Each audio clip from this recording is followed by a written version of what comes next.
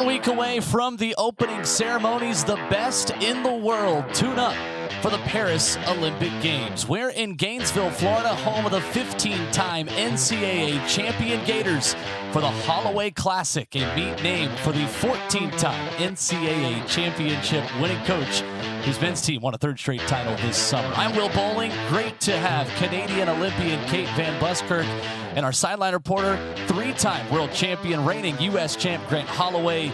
He's won 4 NCAA championships as a member of Mike Holloway's Florida squad. He is with us tonight as well. Weather has pushed us back a little bit. These are the pictures that we have been seeing for the last hour or so. Rain here in the Sunshine State, but we are just about ready to get things started here in Gainesville. Kate, going to be a very fun night and hopefully some good weather tonight for some of the best in the world. The best in the world indeed, Will. Good evening. And you see the sun shining now down on the track. Wet conditions will not dampen the moods or the spirits of our athletes or, of course, the folks in the stands or anyone at home taking in this last final event ahead of those Paris Games. What a stunning shot there, Will. These are live pictures in Gainesville here at Percy Beard Track, James G. Presley Stadium. And down on the track, our sideline reporter, who just so happens to be a Holloway, not related to Mike Holloway, but he is the one and only Grant Holloway joining us downstairs. Grant, how does the weather feel down there for these athletes? What can you tell us about the conditions down there on the track? Yeah, I mean, looking forward to this track meet. Usually, once it rains here in Gainesville, we get a nice little cool breeze. So we should have a lot of fast times. Obviously, the track is damp right now, but it'll dry up with some heat on the track. Yeah, you know about these summer afternoon storms in Gainesville better than anyone. Are you excited to join the media tonight? Obviously, you got a pretty big meet coming up in a couple weeks, but you're a media member for the night. Yeah, I'm a media member for the night, but obviously just as you go forward and you're looking towards, track meets and you circle stuff on your schedule, this one really caught my eye and this one really caught my attention. I really wanted to run, but I ran in the Monaco Diamond League not too long ago, and Coach Holloway and I just said, like, all right, let's just chill. And, what better fun to come out here on my home track and, interview some of these great Olympic athletes. So looking forward to the meet. All right, Grant, stay dry down there. We're looking forward to hearing from you tonight, and we're excited to have you, man. I can't wait. Thank you guys so much. All right, there is Grant Holloway from one Florida Gator great to another. Anna Hall in the building tonight. In our schedule, we have got stars everywhere up and down this list, Kate. We have got a little bit of everything between Florida Gator great Christian Taylor finishing his career in the field. We also, Kate, have one of the best women's 100-meter hurdle fields of the season. Well, Will, this might be parallel to an Olympic semifinal, if not an Olympic final, and you can't expect anything else here from the American Track League. Of course, we're going to see action in the sprint hurdles on both the men's and women's side. 14 Paris-bound USA Olympians competing here tonight in Florida, and then, of course, several other top Americans who are extending their season, enjoying that long runway into what will be the build-up for next year's World Championships. I'm super excited about that women's 800-meter. It's going to be hot no matter what is happening weather-wise. Of course, Athing Mo looking for some redemption after that heartbreaking fall at the trials. And she's going to be in some excellent company amongst several of the other top Americans. And then we've got lots of international athletes that we can't ignore either. Many of the contenders at Paris, both on the U.S. side and internationally, competing here tonight. Going to be a lot of fun, and we hope the weather continues to cooperate. We expect great conditions the rest of the night here in Gainesville as we take a look at the men's long jump field that has been put together here tonight in Gainesville. Malcolm Clemens and Jeremiah Davis, a pair of Americans who will be heading to Paris, including Davis, the reigning U.S. champion, a Seminole who has intruded here in Gainesville, All-American in Florida State. That's right, 2024 NCAA outdoor champion, indoor second, of course, an ACC standout in both the triple jump and the long jump. And lots of Floridians enjoying this sort of relative hometown advantage, whether you are a University of Florida athlete or not. And this is Tyra Gittens in the women's long jump as well. Trinidadian athlete who was a Tokyo Olympic finalist in the long jump. Saw her last week at the Ed Murphy Classic in the Puma American Track League in Memphis. Well, she is a 4-time national champion for Trinidad. That is the reigning national champion, as well as the 23, 19, and 18 best. She is the national record holder as well at 696. So looking forward to honing her skills and making some fine-tuning ahead of the Paris Games. Of course, she'll be joined by Anna Hall, who is headed to Paris. I should say Gittens, as you mentioned, Tokyo Olympian. Anna Hall, the standout heptathlete, looking for a global gold medal at these Paris Games, her first. It's a small but mighty women's long jump field. It is. So that is the appetizer to a full course of outstanding track and field tonight. The men's 100-meter prelim round will lead us off here coming up in just a moment. Here from Percy Beard Track, James G. Presley Stadium. And the Holloway Pro Classic, named for 14-time NCAA champion coach Mike Holloway. So this is Wanya McCoy of the Bahamas. He will be in lane number 6 here in this opening race, the men's 100 prelim, heat 1 of 2.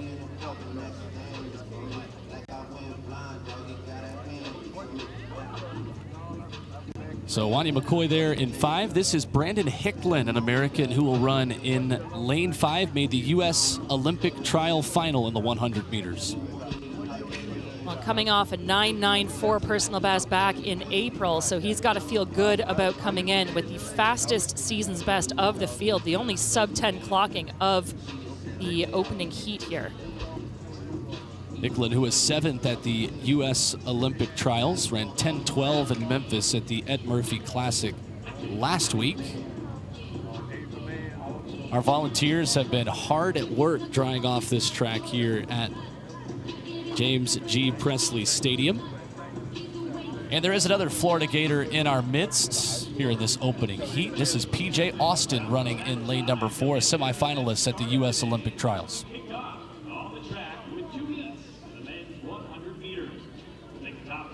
So there is Austin the Gator, who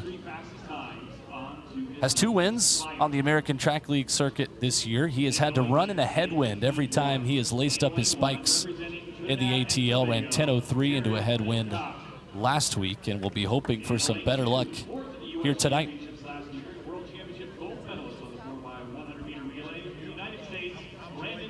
So this is heat 1 of 2 of our men's 100. With a final to be run later tonight. And there is the full field, including the return of Trayvon Bromell, a decorated U.S. Olympian sprinter. This is only his 4th race of the year, and first since May the 15th in Italy. He opened the season in 10:14. Injury cost him a race at the U.S. Olympic trials. He is back tonight, and we'll see what Trayvon can do running in lane 7.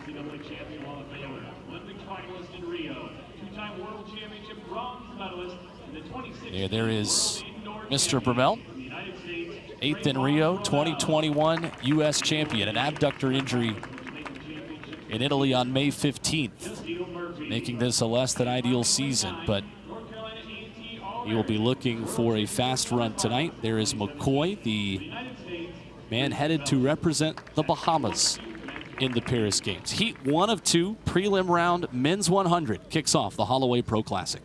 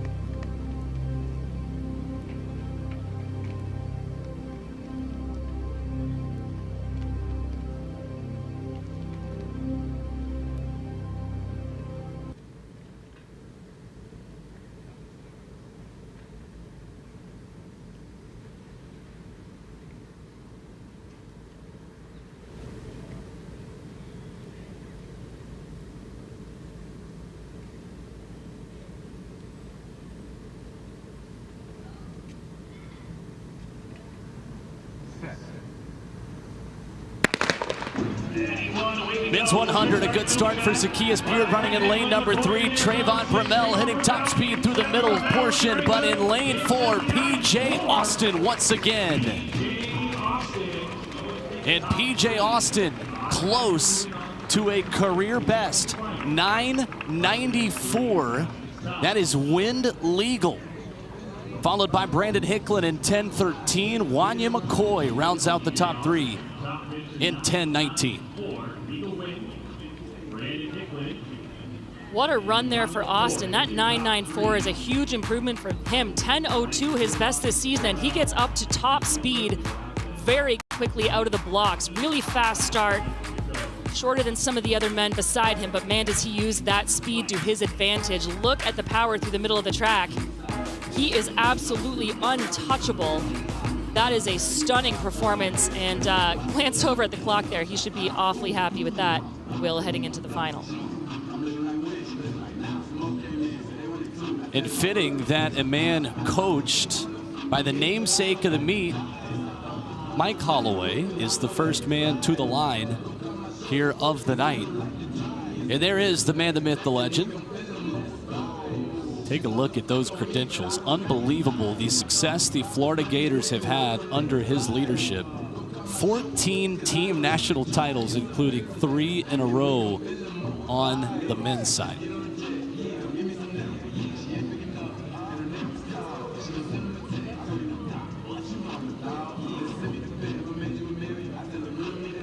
So PJ Austin tuning up for a final in the men's 100 that he will headline later tonight. Personal best of 6 meters 51, ranking her 3rd all-time at the University of Iowa. And certainly a season's best to start off the night. It's a great start for PJ Austin, who's downstairs with Grant Holloway. I'm downstairs with my training partner, PJ Austin. We always say it's trench work. How did it feel? It felt good, you know, easy run. Been working on the stuff I've been working on in practice, and it showed up. So happy with it. Get to finals. Do it again. To tell the people what we do here in Gainesville, can you break it down for them? You know, I train with really good people. You know, we call it the trenches. We really be here putting this work in. Gainesville, Florida, the swamp, ain't no place like it. Hey, guerrilla warfare out here, guys. Sending it back up to you. All right, thank you, Grant. A couple Florida Gators hanging out after a nice run, a season's best. Here's another angle. Well, we should say that ties Austin for 7th in the country this year. That ties him with Hicklin at that 994. And not much of a win to speak of either. That is only a 0.8 meter per second advantage. So that bodes very well for this young man heading into that final, as I mentioned, Will. One heat down and one more to go in our men's 100 meter prelims. In lane number 4, Rakoy Braithwaite. Julien Forte, the Jamaican, in lane number 5, the 31-year-old who has had a decorated career racing for Team Jamaica.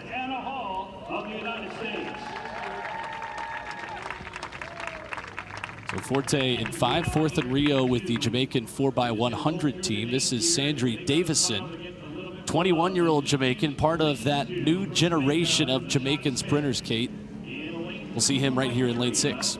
Well, it's really telling that we have a 31-year-old next to a 21-year-old. It's the proverbial passing of the torch, and we should mention that they come in with identical season's best at 10 seconds flat, so you know that they're going to have eyes on each other. Rakoy Braithwaite is headed to the Paris Games, the 2-time defending British Virgin Islands champ, qualified by world rankings with a season's best and personal best of 10:03 this season. We'll look for him in the middle of the track there in lane 4. Full start list for you. Another former Florida Gator, Joseph Fahnbulleh, in lane 3. He's headed to Paris as well. This is our second of 2 sections. Prelim round, men's 100.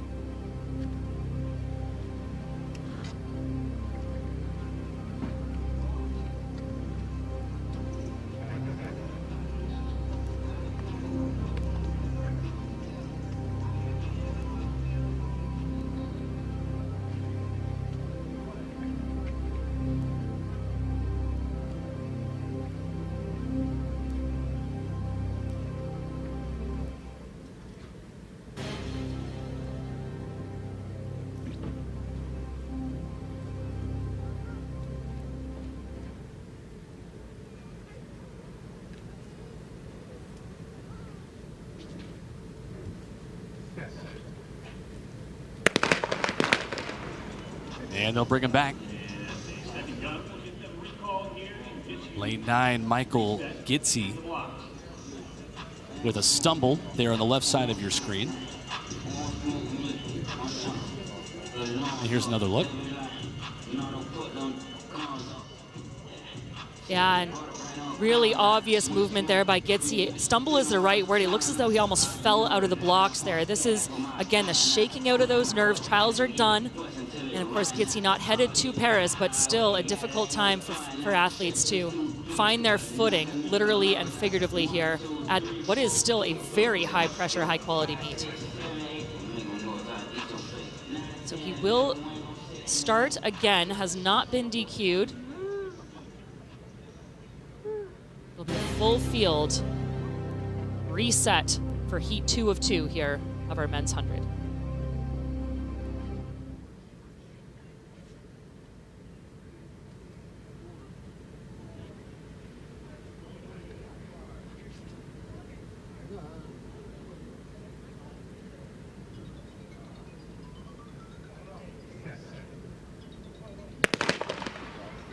McCoy Brathwaite, like lightning, out of the blocks, running in lane number 4, a half step on the rest of the field, and he will surge through on the outside with Emmanuel Matadi side by side. Those two will head on to the final at least, and Matadi takes it, 9:98.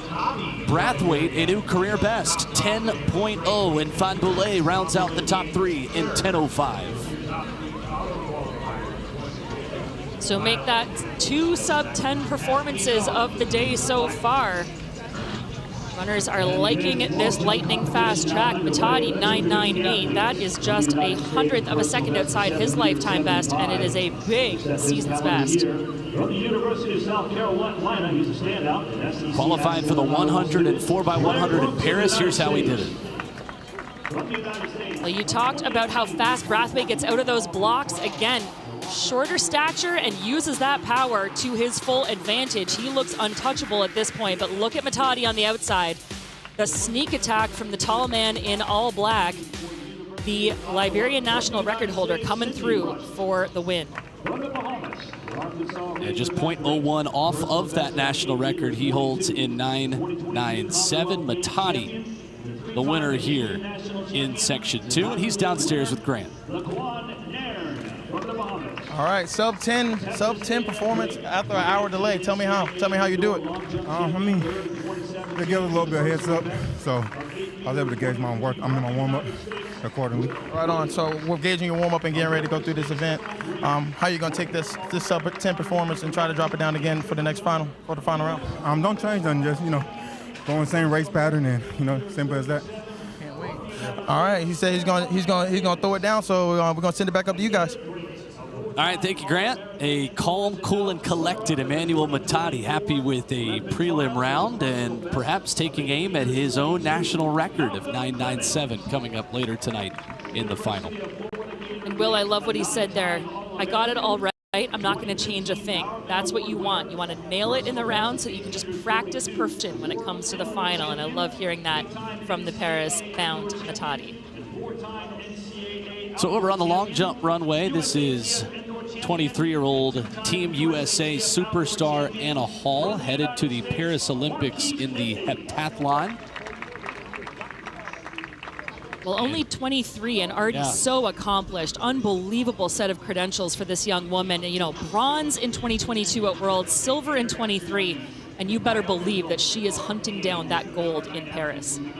You can take your pick on which credential you want to start with her, the World Championships heptathlon silver in 2023, bronze in 2022, and a 2-time NCAA champion who trained collegiately here on this track, Percy Beard Track in Gainesville, part of the factory of U.S. Olympians that have worn the orange and blue for the Florida Gators.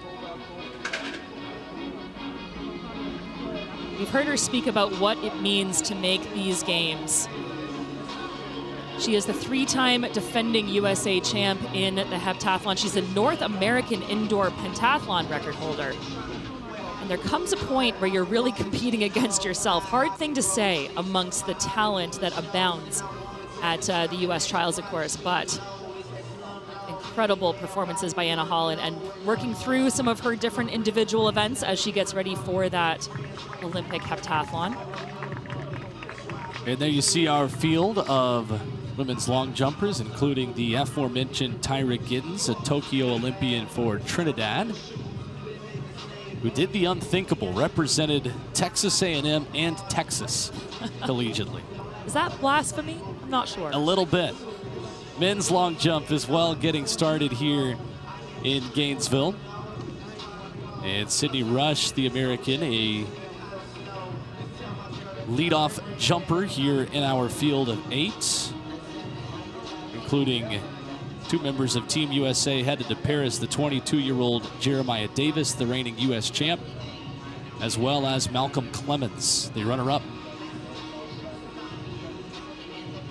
I love the music, I love the energy, and I love the fact that rain is not falling from the sky right now, Kate Buster. Well, let me tell you about rain. I've seen a lot of it in my career, and as a mid-distance runner, it might not affect us as much. For these jumpers, it is critical that they have a dry runway and a relatively dry pit, and you see the first of our several jumpers in the form of Rush taking full advantage of delayed but welcome and excellent conditions now here in Florida. Sydney Rush will be followed by Blair Brooks, the former South Carolina and Northern Iowa jumper. Looking to get some crowd involvement here is Brooks, has a personal best of 7.75, set that earlier this year.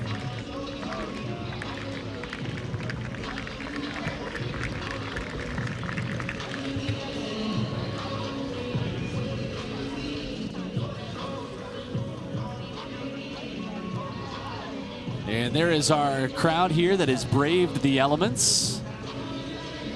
And that was Laquan Naird, the 3-time Bahamas champion, last down the runway. And our fans are going to be treated to an excellent night. We have got 3 of the 4 fastest women's 100-meter hurdlers ever, as in the history of the world, including the world record holder Tobi Amusan, who will take the track later tonight. Athing Mo is here. In the men's 800, Josh Hoey and Clayton Murphy headline that field. Meanwhile, this is Will Williams, the 29-year-old American who was 8th at the 2023 World Championships, up 3rd here in our men's long jump runway.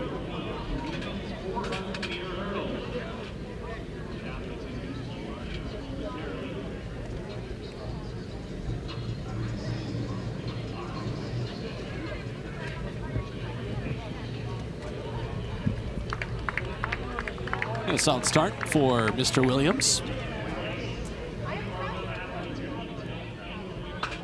Fans loving it. Great track and field fans as well down here in Gainesville. Well, and you would expect those stands to continue filling up as the evening progresses. Say that you wait for greatness, and that is exactly what these fans know is next on track and on field.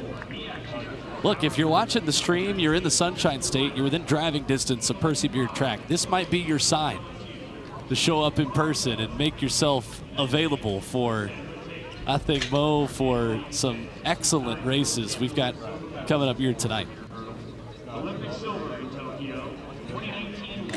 So there is the overhead view, a great shot from our crew. The women's 400-meter hurdles on deck. What a time it is to be racing the 400-meter hurdles, whether it's on the men's side or the women's side. Kate, this promises to be one of the most exciting events, perhaps of the entire Olympic Games. And Dalilah Muhammad, she's got a couple of gold medals representing Team USA, the 34-year-old who was a part of that U.S. 4x400 team that won gold. I love that you have the ability to just throw that away, Will. A couple of gold medals. That's right.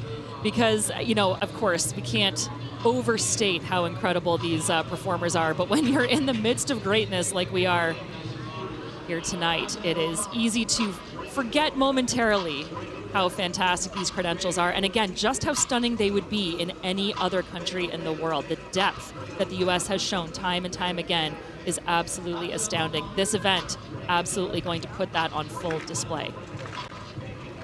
One of the marquee events of U.S. track and field at the last 2 Olympic Games. Dalilah, the Rio gold medalist. Of course, Sydney McLaughlin, the Tokyo gold.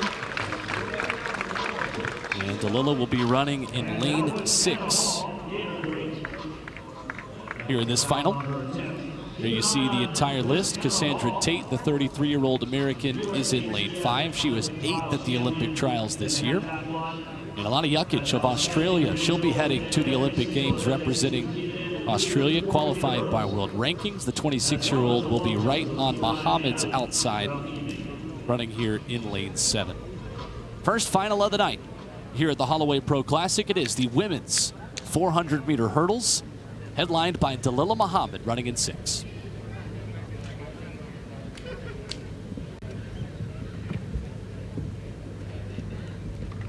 Can't forget for Muhammad that stellar 51.58 best.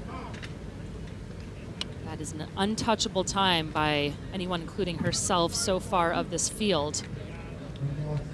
I'd expect a strong race there. You see Gianna Woodruff, as you mentioned, Paris bound, one of 2 in this women's 400-meter hurdle final.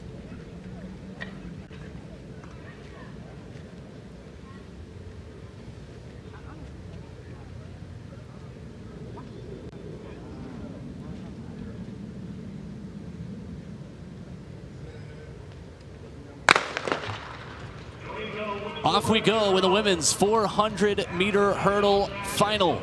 The overhead look at our field, and Dalilah Muhammad starting to make up the stagger on Alana Jukic, the Australian Olympian, to her outside. This is Muhammad with a half-step lead, halfway home, looking smooth. Well, the 34-year-old coming in with eons of experience behind her and putting that to good use. She just glides over those hurdles, Will, makes them look easy. The 8th place finisher at the Olympic trials, Cassandra Tate, starting to push her. Simultaneous over the hurdles with Jukic running swiftly on the outside. Muhammad in the middle, close through the final few barriers, as Cassandra Tate, the 33-year-old, battles with Muhammad. There on the inside, the Paris-bound Gianna Woodruff running well. Here comes Jukic with speed at the end, and the Australian takes it. 55.3, just a tick off of her career best. Tuning up for Paris in a big, big way. Alana Jukic beats Woodruff in 55.45 for the win. Muhammad third, 55.85. So just outside of Jukic's season's best, as you said, but a nice season's best there for Woodruff. She came in with a 56.56 to her name, and you see how tight things are there through the outside lanes. Jukic, Muhammad, Tate battling together around this turn. It's the speed endurance there of Muhammad that you expect to pull through, but here Tate giving her a good run for her money and a well-timed push on the inside. She was running completely solo, was Woodruff, through the majority of this race. So difficult running inside and outside there, the 2 Paris-bound athletes, Woodruff and Jukic, battling to the line. Fast arm speed and great power across the line for Jukic, and she will take the win. Well, Alana Jukic had a lot of work to do the second half of that race. She takes the win in 55.3. She is Paris-bound on the 400 hurdles. Grant Holloway is Paris-bound on the hurdles as well, and Grant's downstairs with our winner. Yeah, we're going to be in Paris together, but correct me if I'm wrong. I think you told me you ran in 3 track meets, 3 different countries, 3 track meets in 3 different days? Yes. Tell us how you did it. Oh gosh, it was just living on an Olympic dream. Like, I was just on the cusp of making that quota for the Olympic team, and at the end of the day, like, that's all I was kind of running on. It's just like that hope and that dream. I think I got to my last day and I was like, I'm just gonna have fun. Like you can't really expect too much. You know, this whole ranking system is kind of crazy and stuff like that. I was definitely chasing the qualifier, but did leave it quite last minute, so. Yeah. To come here, hour delay, and then to come here almost close to your PR, but not quite there. How do you use this as a tune-up, getting ready for Paris? Yeah, this is just like exactly what I needed, confidence-wise.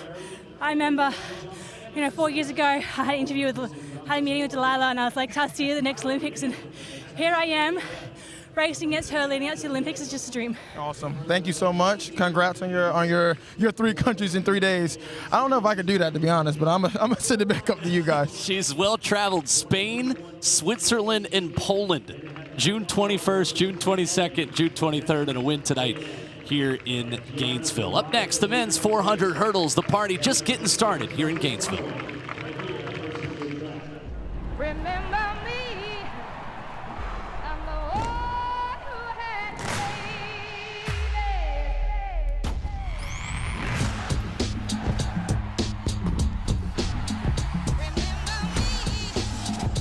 I'm the one who had you, baby. Remember me.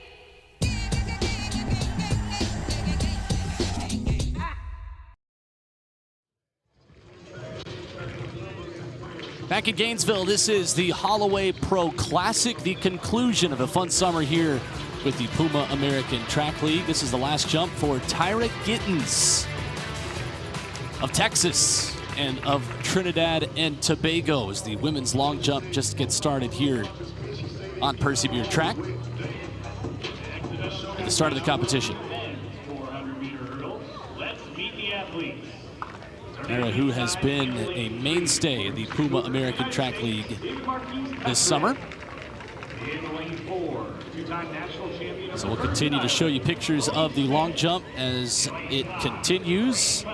And up next on the track, it is the men's 400-meter hurdles. There you see our entire field. And Kate, we've got another Paris-bound Olympian in Nathaniel Ezekiel, who will be in lane number 7. Well, we had some age to the advantage of our women in the 400 hurdles. Talk about the youngsters coming up to take their places. Ezekiel, the only 21-year-old, third at the NCAA championships. And there you see Robinson. Christopher Robinson, the 23-year-old and the 2023 NCAA champion running for Alabama. Finished second there this year, 4th at the U.S. Olympic trials as he continues his season.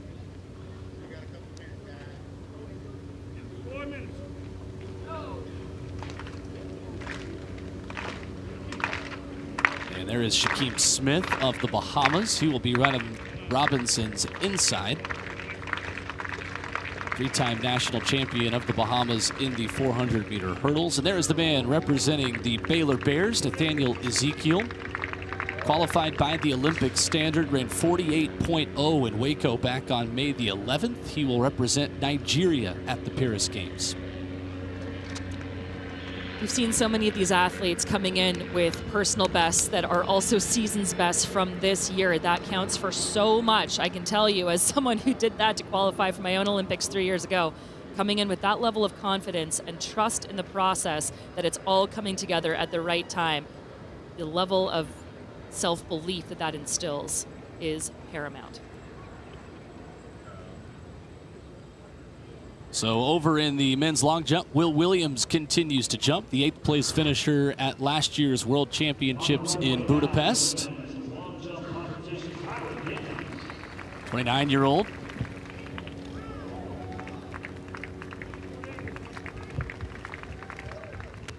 Seems happy with the effort. Dare I say a little smile there from Mr. Williams. That's right. So men's 400 hurdlers are waiting in the wings, ready to go.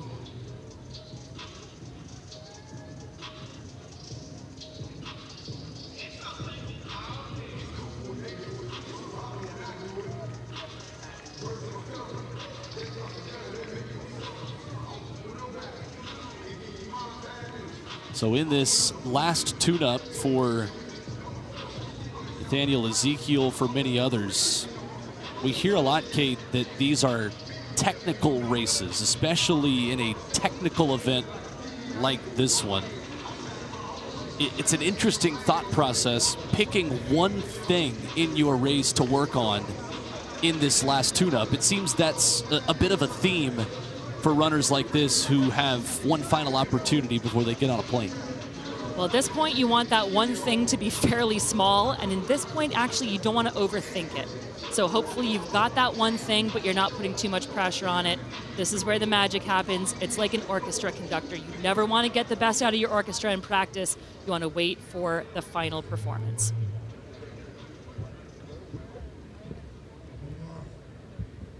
So here we go. Final men's 400-meter hurdles.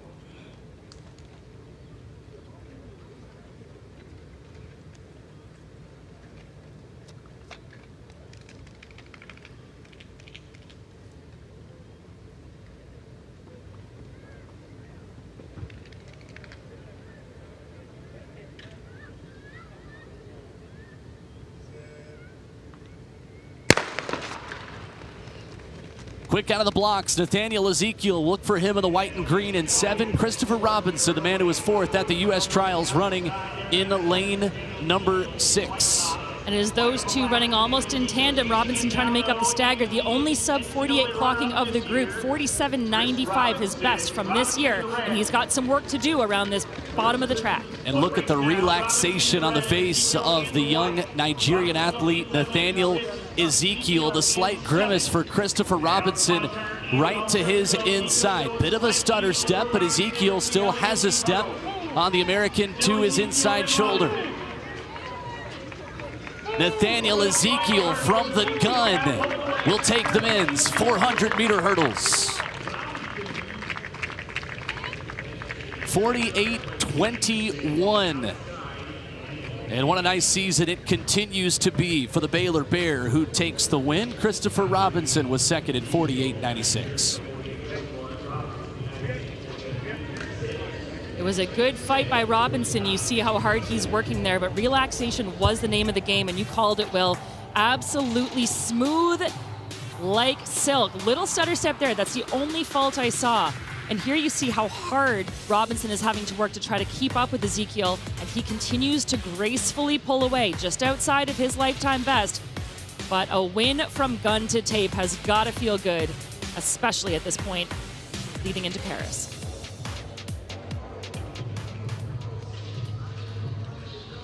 So there is the man who took it gun to tape, Nathaniel Ezekiel, in 48-21. Christopher Robinson second right behind him. James Smith, Shaquem Smith, and Malik Smith rounding out that top 5. So shaping up to be a pretty fast day here on Percy Beard Track inside James G. Presley Stadium in Gainesville, Florida. And Nathaniel Ezekiel, coming up in a minute, is going to have a difficult task of talking intelligently after running a 400. Grant Holloway's downstairs with him. I'm not a catcher, and my knees don't work like Megan Stallion, but I'm down here with my boy. Tell us about the race, brother. I mean, I got up fast. Basically, we've been working on some techniques in practice, so I just tried to come out here, execute, and get myself ready for Paris. Absolutely. Using this meet as a tune-up, like where do you see yourself going? Obviously, the games are in about less than a week. How do you see yourself working, and how do you see yourself going? From what just happened right now, I feel like I'm ready, and the main thing right now is just for me to get into the finals in the Olympics. So from there, we can know what's next. All right, I don't know about him. Oh, my knees don't work like that, but I'm gonna send it back up to you guys. All right, thank you, Grant. Thank you for calling some balls and strikes down there for us as Nathaniel Ezekiel takes his win. That is always, Kate, fascinating how, look, all these events are difficult, but anything over 400, whether it's a flat 4 or a 400-meter hurdles, congrats to the winner, obviously, but I never envy someone who's got to immediately talk about it intelligently. Well, we call it swimming in that pool of lactic acid, and I got to tell you, once that gets to your head, now he's jogging. I mean, that's bragging at this point. That's showing off, and that shows that he is ready for those games. Congrats to the youngster, 21-year-old Paris-bound Ezekiel.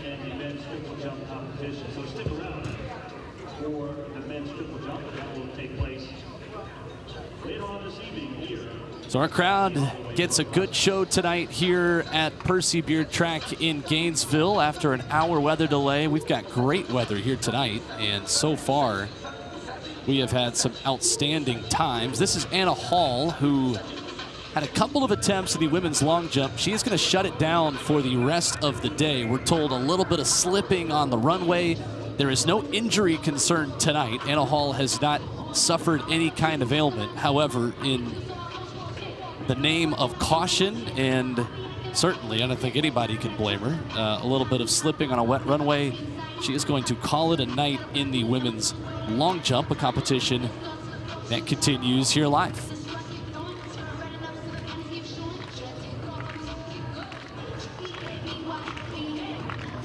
And that is Tiana Tobias, the 23-year-old American who was just on the runway. Tobias, a 6:51 jumper at her best, and that came earlier this year, 9th at the NCAA Indoor Championships. And there is Will Williams. Kate, you've been through an Olympics. You were in Tokyo. You raced there. Did you just wrap yourself in bubble wrap the week before you made the trip? I wouldn't leave my house.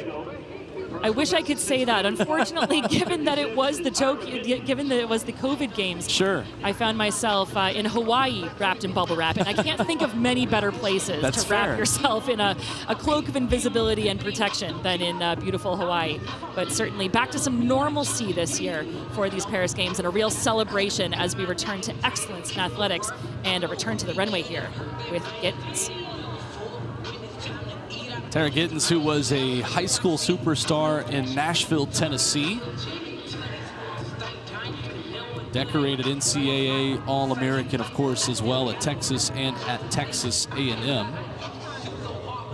And you say decorated, we got to put some context into that. 18-time All-American, and that is absolutely astounding. That is otherworldly for the national record holder of Trinidad and Tobago, Tara Gittens. Over the men's long jump, this is U.S. Olympian Jeremiah Davis, the 22-year-old reigning U.S. champ. And what a U.S. trials it was for him. 8:20 season's best and 8:37 PB from last summer. He's got big expectations moving forward into the Paris Games. He is a Florida native and putting on a good show here in Gainesville. ACC indoor and outdoor champion in long jump and triple jump. Standout at Florida State, which I know we're supposed to whisper here in these hallowed halls. But certainly lots of great support behind Mr. Davis here. He's looking for that support from our crowd, and they are giving it to him. Yeah, they don't care that he's a Seminole. The pride of Lehigh, Florida, ready to take the runway here in the reigning U.S. champ, Jeremiah Davis.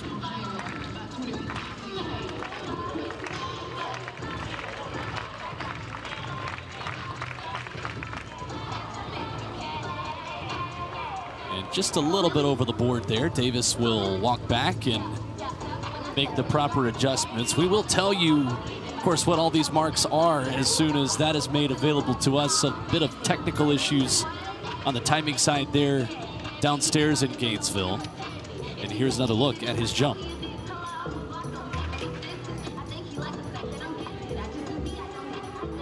Close. Very close, but look at that hang time. I love that we got to see that in slow-mo because he just sits in the air. It's like those cartoons, you know, where they don't realize that the car is falling apart behind them until they're over the cliff. That's what he looks like. He just sits there in the air until he says, all right, gravity, I'm ready for you now. Lots of Gators logos, lots of great Florida track and field fans.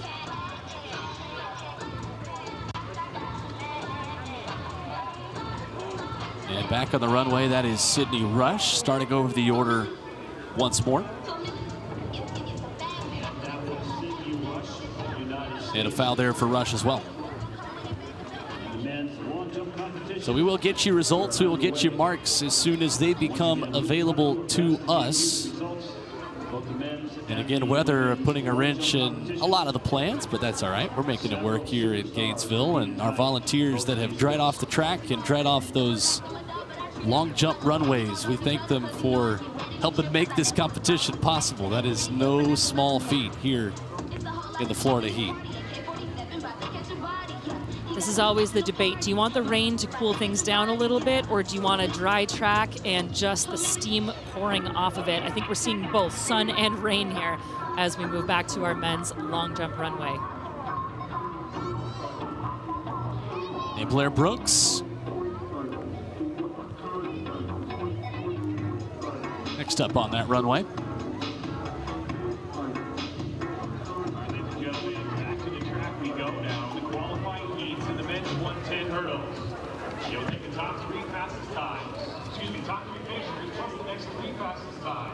And so Brooks runs through that one. So men's long jump, women's long jump, continuing on into the latter stages now of those competitions. And back on the track, we are ready for another prelim round. Up next, the hurdles are back on. This is the men's 110 hurdles. And there is your field here in heat 1 of 2, a final that will run later tonight, right at the end of our competition, 9:48 Eastern Time, 8:48 Central, the time that these men will be hoping they are back on this track.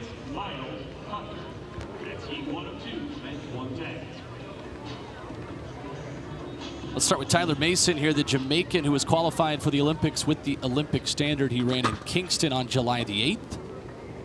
28-year-old who was 4th at the Jamaican Championships 2 years in a row, but ran that standard last summer. Next to the American Dylan Beard with a 13:10 PB this year, running in 4.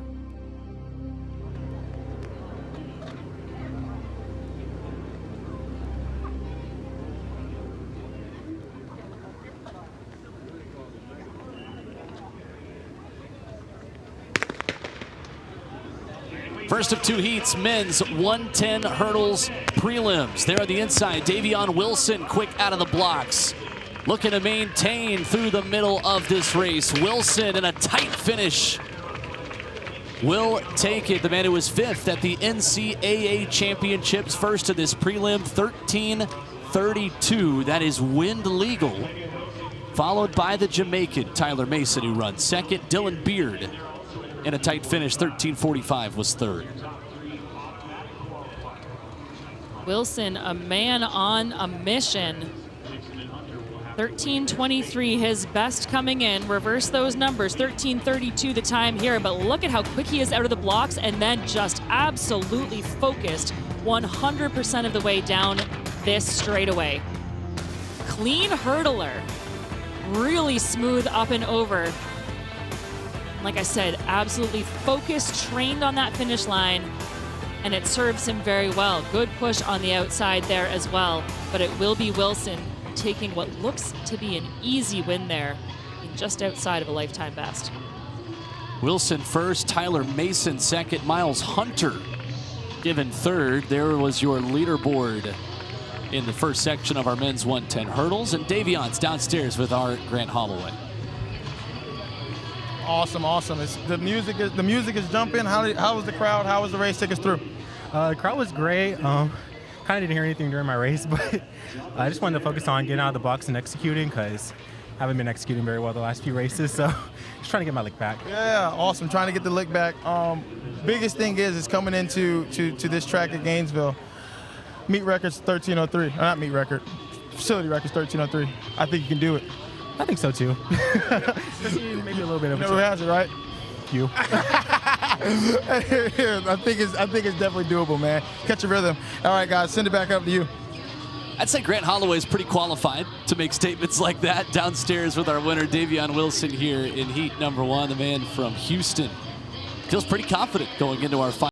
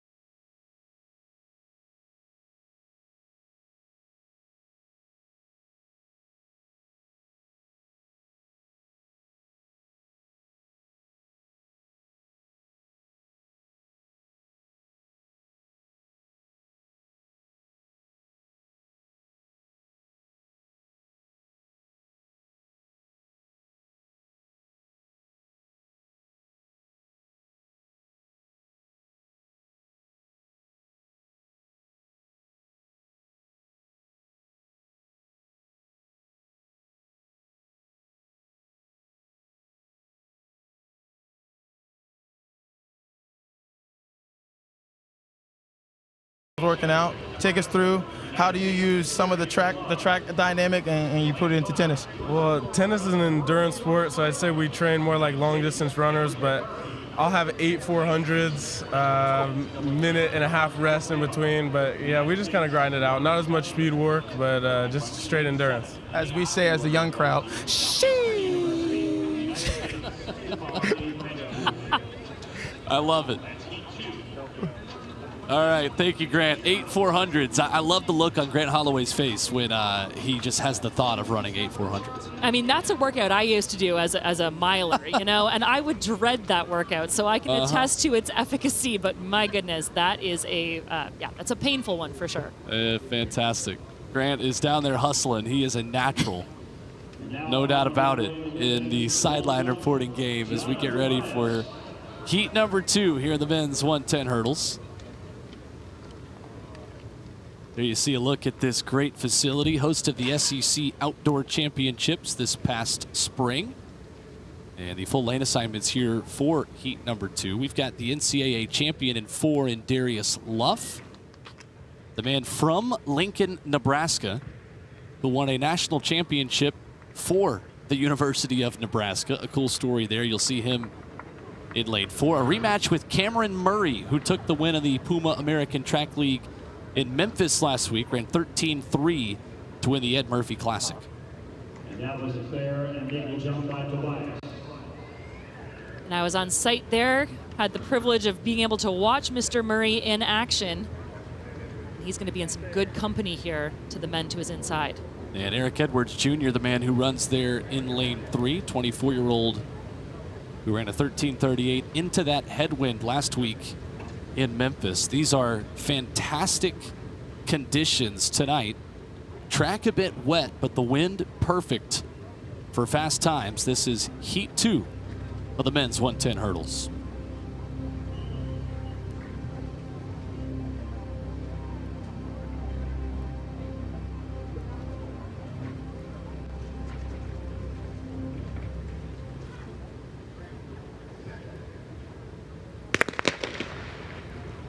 Eric Edwards Jr. quickly out of the block, simultaneous with Cameron Murray to the outside. Pretty even halfway through. Murray with a slight lead. As Edwards battles back, it's close at the finish, and it will be Eric Edwards Jr. with lane 4 open. Murray in 5. 13:37 for Eric Edwards Jr. That's very close to a season's best. Robert Dunning, 13:42, and Cameron Murray, 13:43 in 3rd.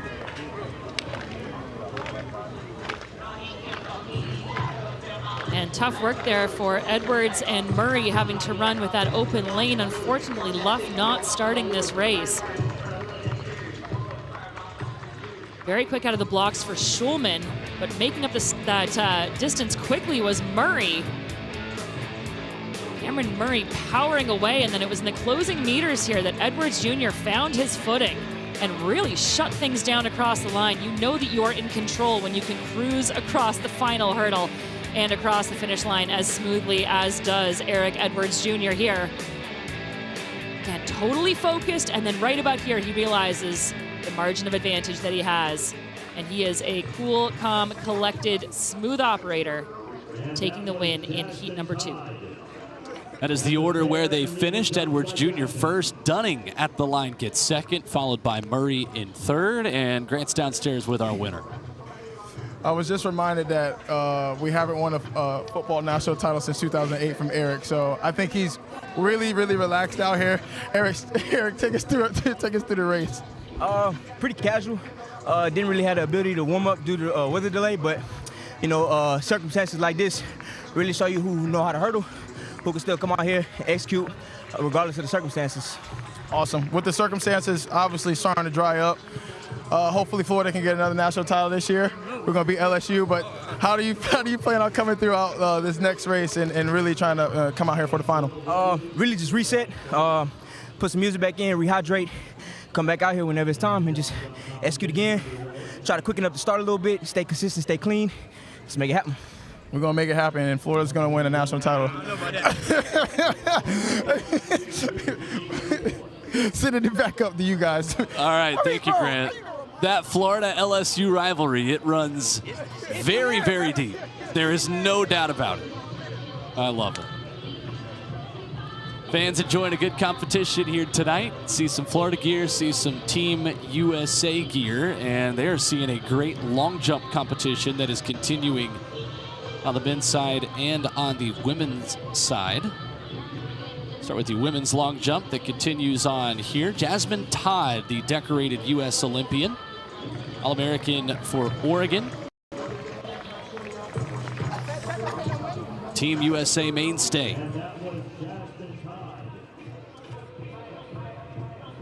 So the results as we have them at the moment look like this in the women's long jump. It's Tyra Gittens who has got a new season's best, and she has equaled her career best with that mark. That is 6:96, followed by Todd in second.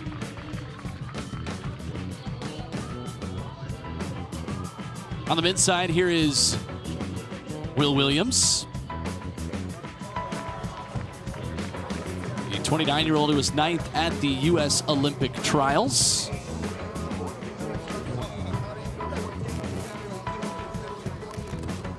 And again, results as we get them will come to you in the long jump competitions, as the men and the women continue to dazzle this crowd here in Gainesville at the Holloway Pro Classic. So just shy of 8:30 in Gainesville, Florida. And those hurdles will be ready for some of the best in the world, Kate Van Buskirk. We are very excited to watch the women's 100-meter hurdles tonight. Expected to see Keni Harrison, Grace Stark, Masai Russell, and the world record holder, Tobi Amusan. This is going to be electric.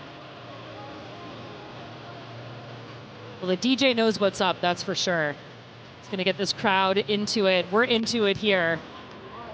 And as I said, you know, this could be really an Olympic semifinal all in itself, each of these. Can't wait for that final taking place. I mean, to have 3 of the top 4 all time, this is astounding here at the American Track League. And perhaps some future Olympians getting into it as well, as we see that, you know, this is, that's the beauty of our sport. It is exciting for all ages. I don't know, those look like some pretty fast feet. That's either going to be a swimmer or a hurdler, I think. A lot of Olympic talent that comes out of this area of the country. Always the Florida speed versus Texas speed versus California speed conversation that is nonstop in this country. And well, we all come together every Olympics under that Team USA. But in this hurdles competition, we talked about it last week in the Ed Murphy Classic, but it is a great time to be running hurdles, isn't it? In the 400 hurdles, the 110, the 100, records going down left and right. There are the start lists. There is the start list for this opening heat, where you have 4 ladies who are headed to the Paris Olympic Games. Sydney Simber, Masai Russell, Tobi Amusan. Will see them in Heat 2. And in Heat 1, you've got Grace Stark and Tanisha Cartwright, who are headed to Paris. The Olympic silver medalist in Tokyo and the world indoor champion in 2018 is our American record holder. Well, a true international affair here. We have Puerto Rico, Jamaica, the Bahamas, and of course the U.S. represented. And there is the woman of the hour. The former world record holder and the second fastest 100-meter hurdler ever. The 31-year-old who was 3rd at last year's World Championships, Keni Harrison, an NCAA champion at 12:20, the second fastest time of all time. Grace Stark will be right to her outside. She finished 3rd at the U.S. Olympic trials in a career best of 12:31, and she has picked an excellent time in the summer to run her best. The 2024 NCAA champion for the Florida Gators. And there is Christina Clemens, the 7th place finisher at the U.S. Olympic trials. A very speedy trio of American hurdlers in 4, 5, and 6. This is heat 1 of 2 in our 100-meter hurdle prelim.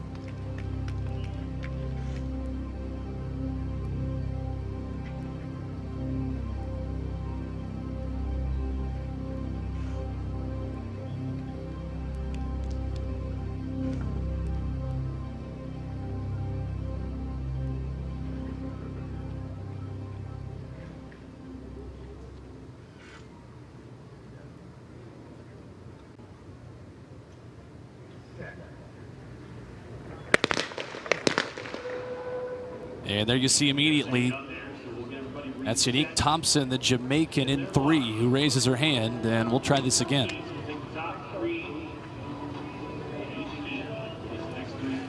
She knew right away. I mean, she comes out of the blocks and then the hand goes up. It's not really the order you're meant to do it in. She didn't like something. See a yellow flag behind her, so hoping we can have a clean start at the second time of asking here. Lane 1 open, lanes 2 through 7 occupied with some of the best sprint hurdlers in the world this year and all time. So Thompson given a second chance here next to, as you said, the second fastest of all time, Harrison, who set that 12:20 former world record back in 2016.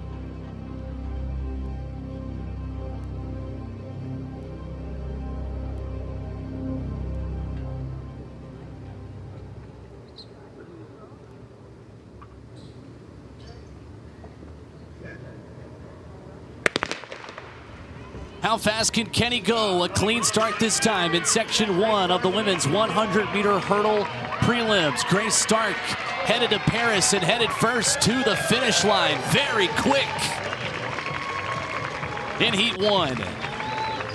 12:42, that is wind legal. That will send her to tonight's final. Keni Harrison second in 12:61, and Christina Clemens rounding out the top 3 in 12:64.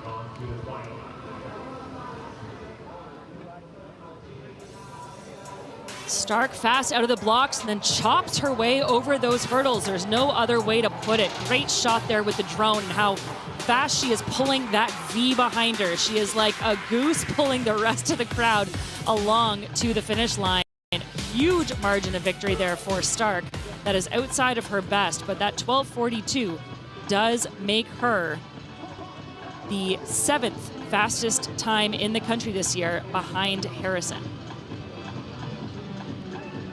And let's go downstairs to Grant.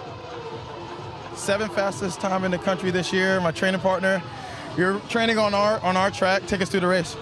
You know, there was I don't know what it was at the beginning. We kind of heard something in the blocks. We stood up and just kind of, refocused, and just got to try to get a good start.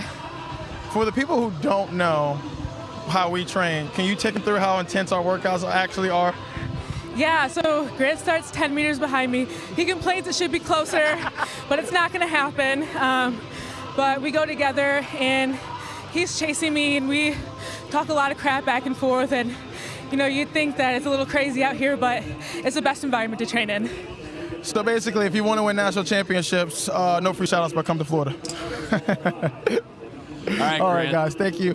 Thank you. This is just turning into a Florida Gators recruiting pitch here tonight. As Grant Holloway, Grace Stark down there. Stark will head on to the final, and the crowd here gets ready for the second half of our prelims here in the women's 100-meter hurdles. We feel like this is a field that will rival, Kate, the Olympic final. And I love the psychological battle that is, right, of Grant starting 10 meters back in training. Well, you're always either the hunter or the hunted. Some people like to be one versus the other. In this case, I mean, what a duo. I can't decide which I'd like to be of those two, but all I'm saying is I'm glad I'm not on the track because I don't have a prayer to be anywhere close to these two. So in heat 2, Masai Russell, the 2024 U.S. champion and the 4th fastest hurdler of all time, 12:25 at the U.S. trials.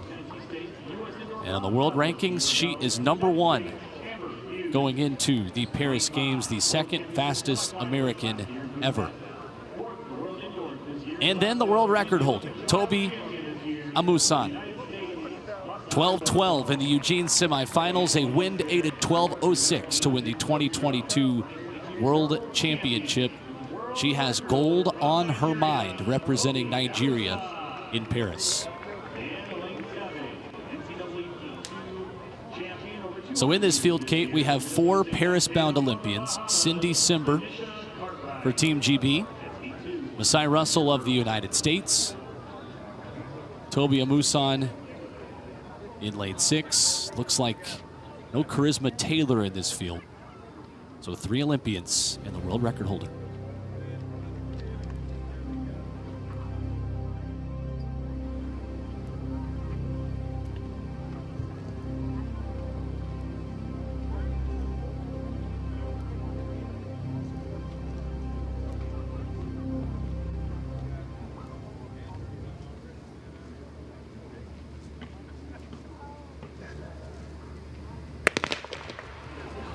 Quickly out of the blocks, Tobi Amusan, the world record holder in the women's 100 hurdles. And on her outside, it's Anisha Cartwright, who's running very quickly. Cindy Simber down there on the inside. Here comes Amusan, late to take it.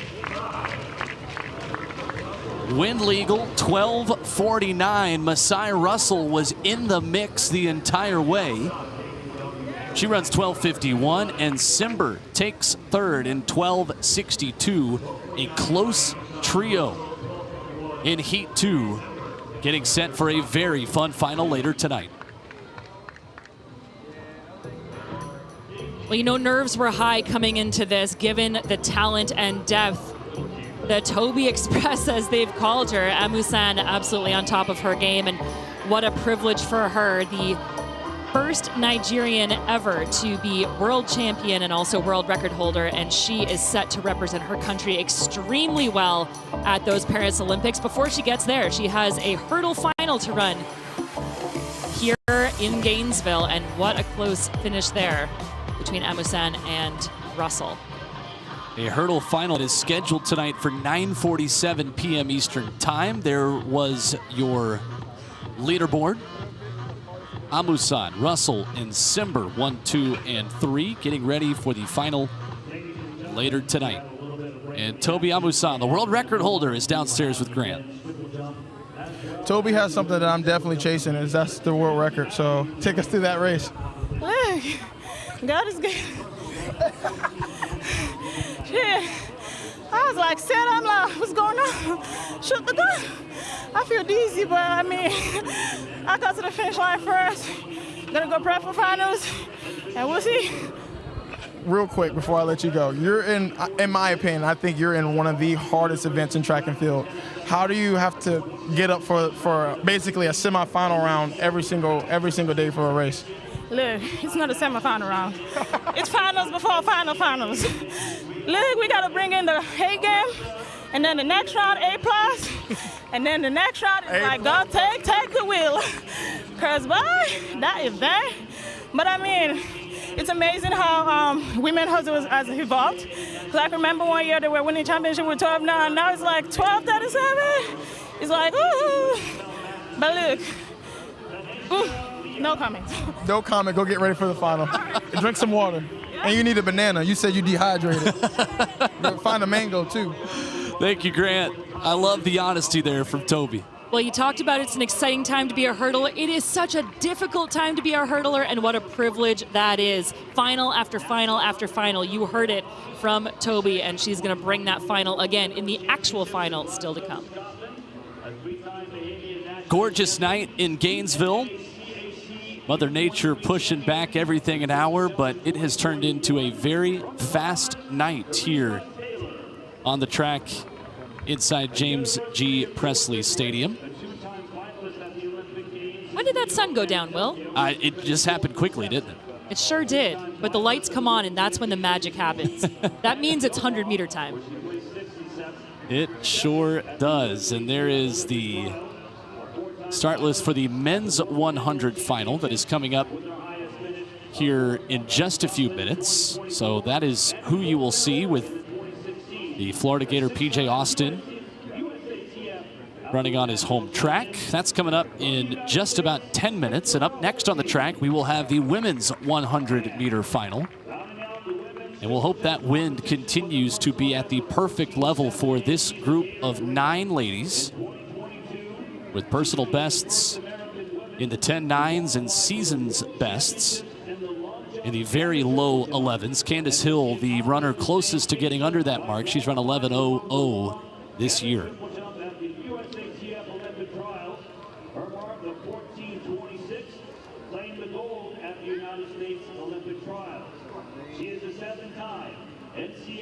And there is Candace Hill, semifinalist at the U.S. Championships. Had a good run in the 200 in the American Track League last week at the Ed Murphy Classic in Memphis, clocking 22:70. Made the U.S. Trials final running 7th at the U.S. Olympic Team Trials in Eugene. She will be right in the middle of the track, running in lane number 4. As you said, a 10.98 at her best, 11 flat this season. You better believe she wants to dip.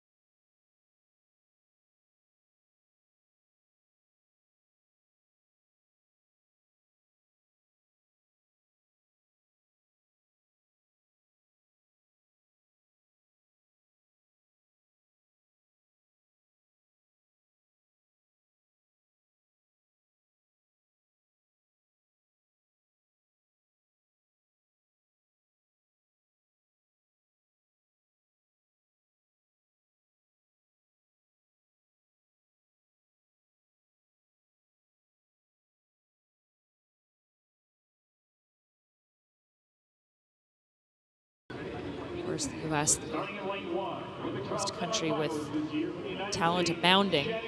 And Favour Ofili is in really good form. Feels like she could be due in Paris for a big-time performance.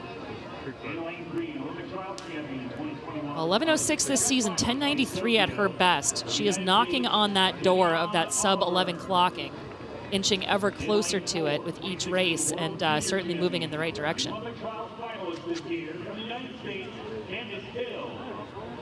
As you mentioned, when you can run 11.13 into a headwind, you know that bodes well for what's to come when you've got that wind in your favor if you're Ofili. That's right. Well done. And Candace Hill, you have to imagine, is very motivated with the season she continues to have. 25 years old. She has been on the scene for a while now. 7th in that U.S. Trials and extra hungry as she continues her track and field summer.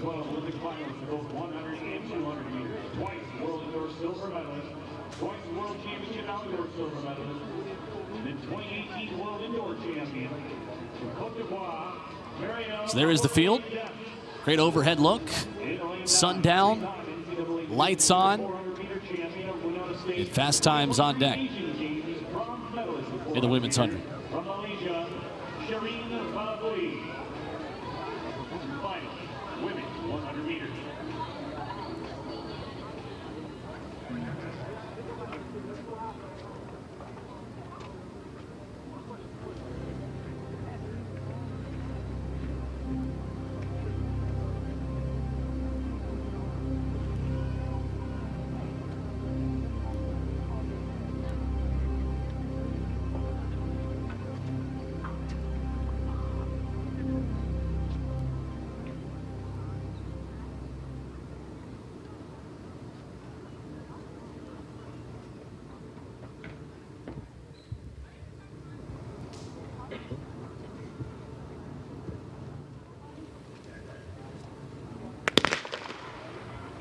Quick out of the blocks, Javion Oliver on the inside, right side of your screen here in the women's 100-meter final. Here comes Candace Hill in the middle of the track, side by side with Ofili, close at the line.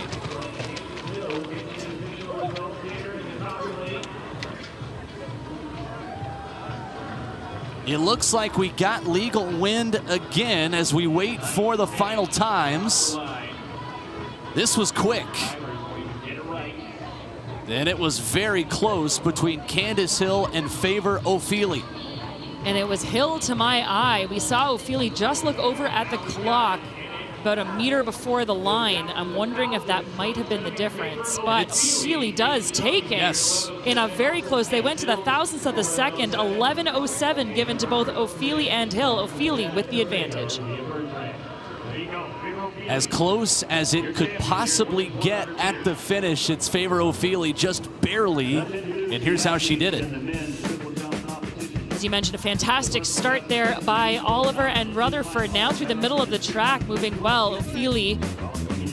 Hill has the advantage here, and it wasn't until right at the line. I think it's that relaxation of Ofili. Look at the advantage of Hill. She has it wrapped up until she doesn't. That side glance, I thought, might have cost the Nigerian the title, but she takes it, glides across the line, relaxes her way to a win, and just a hair outside of her season's best.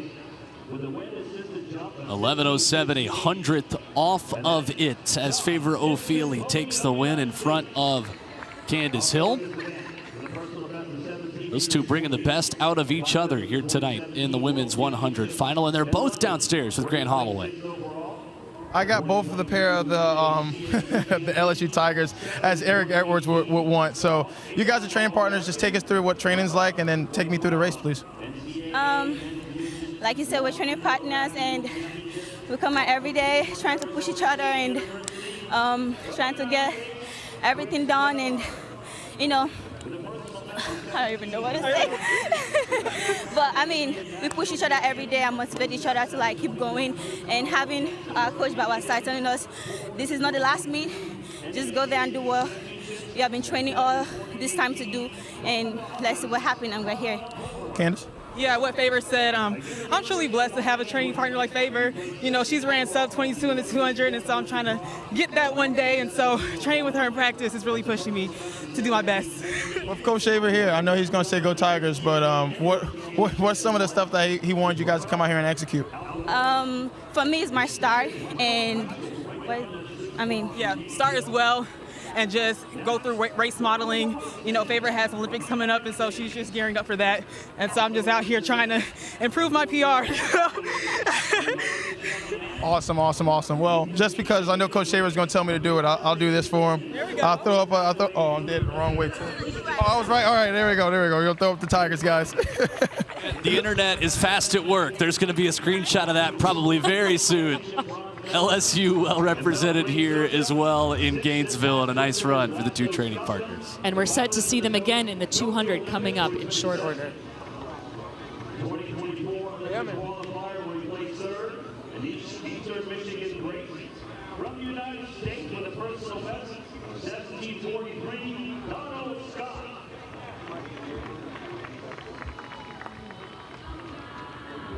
Men's 100 final is up next, and that is how the athletes will line up.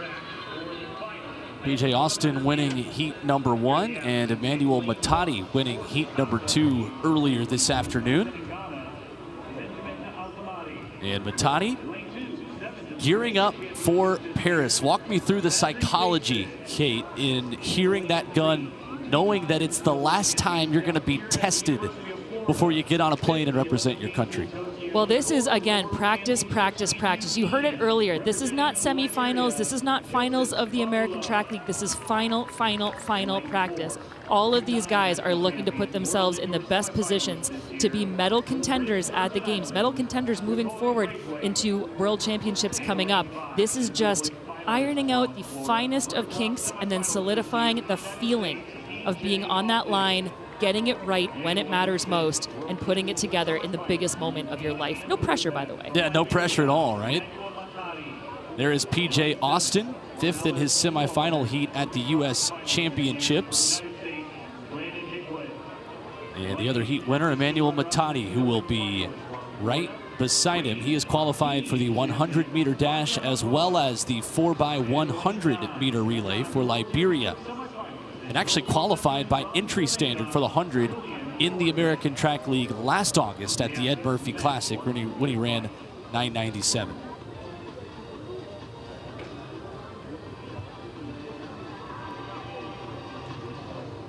You asked what's going through these athletes' minds. You can see it there. They are treating it the way they are going to treat every big competition coming up for them. The American Track League is known for this. You just talked about the performances that we see time and time again in this series of competitions. This is why we hold these meets. The trials are done. The teams have been named. This is the final dress rehearsal ahead of the biggest show of their lives. Learning to relax. They call it the optimal state of arousal. It's learning to relax through the tension, finding that perfect balance, and that's what these guys are aiming for here tonight in Gainesville. Austin was 9:94 earlier today. Matadi was 9:98. Ready for the final, men's 100.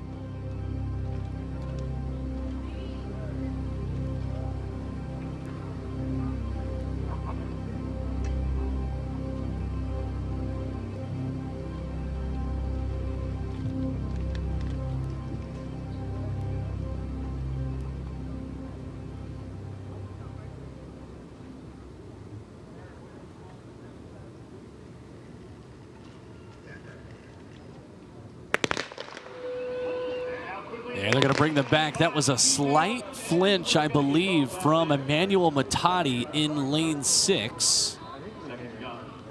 Just a little hesitation. And Will, he knew it. The big man came out of the blocks and then shut it down immediately. There's so much to be said for that inherent knowledge in the body that happens. And you can see him there making some comment to the officials. There's some noise in the stadium. We've had a little bit of issue with the track being slippery. Looks as though it'll be a yellow flag. So he says, let's go again.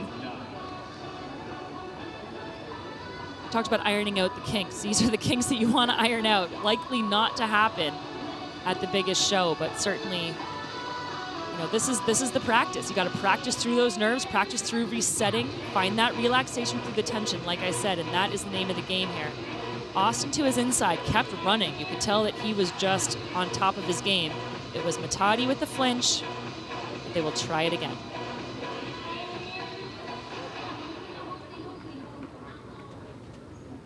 So they'll get back in the blocks and get ready to do this once again. Matadi allowed to continue. Those two the fastest in the prelims. Time for the final.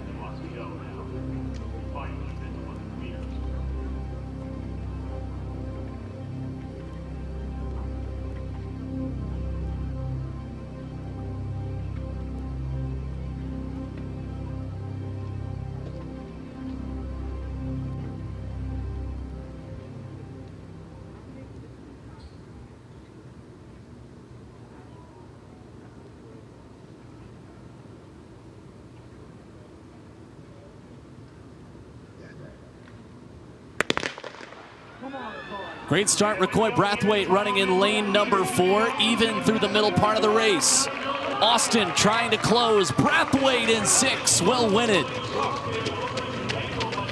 Or Matadi.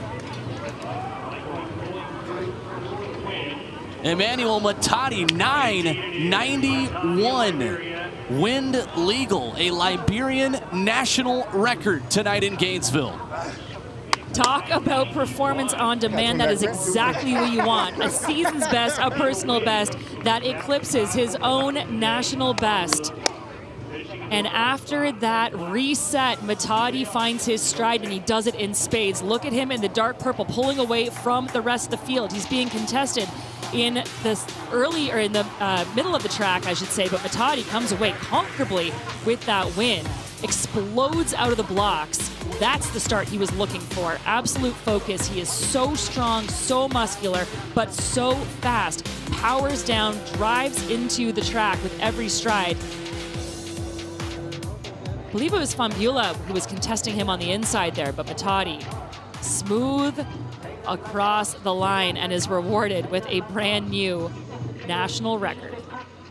991 is a career best, and the record books are rewritten tonight on Percy Beard Track in Gainesville. Emmanuel Matadi, the winner, downstairs with Grant.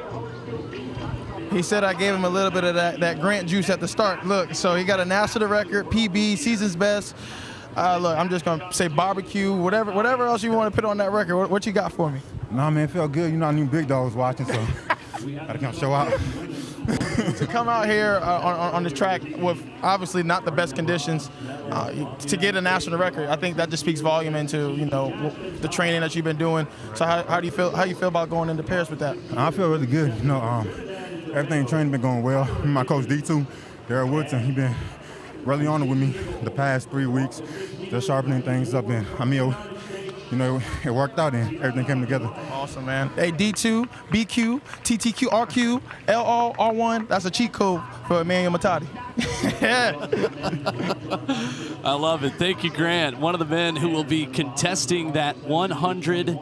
That will include, of course, America's Noah Lyles. I love, Kate, just how big that competition feels going into Paris.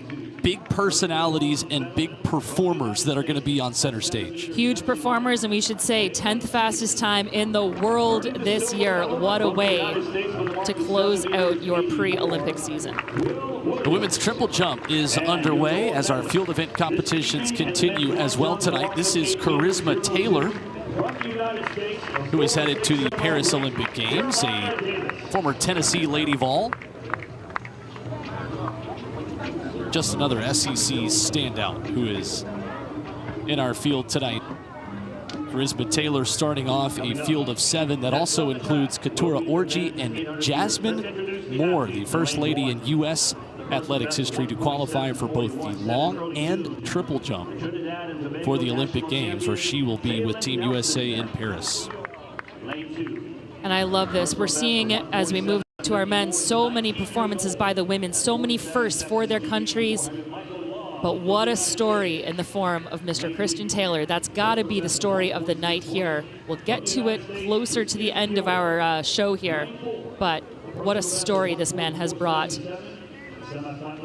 As decorated of a U.S. track and field athlete as you're going to find, Mr. Christian Taylor finishes his career tonight.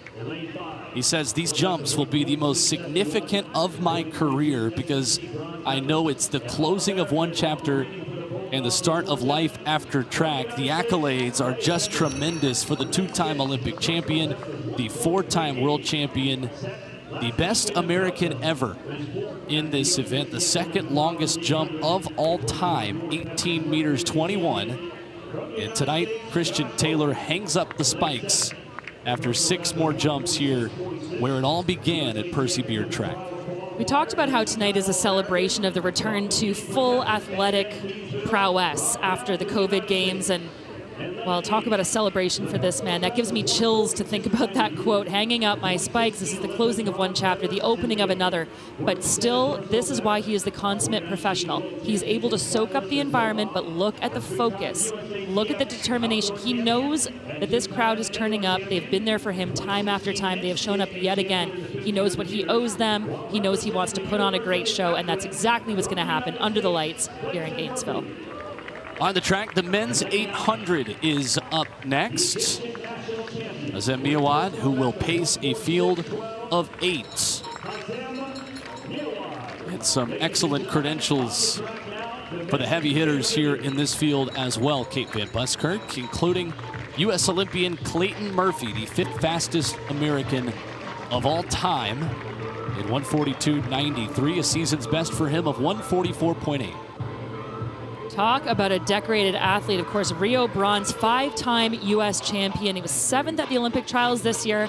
not necessarily the season that he wanted. He said he's put it all together in a way that he hasn't done since 2016, and surely that will continue as he continues his success into future events, but he is going to be the man to watch.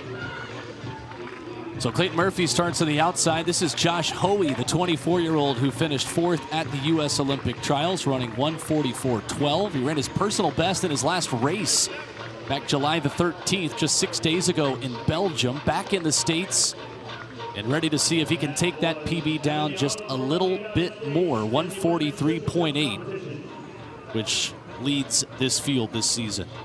Surely using that courage and the excitement of coming off of a lifetime best just a couple of weeks ago. He went pro early, right out of high school back in 2018.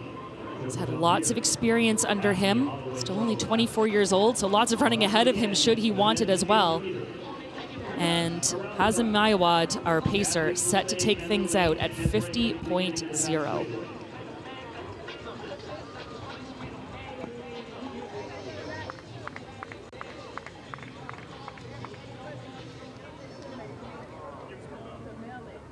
Men's 800, ready to go from Percy Beard Track in Gainesville.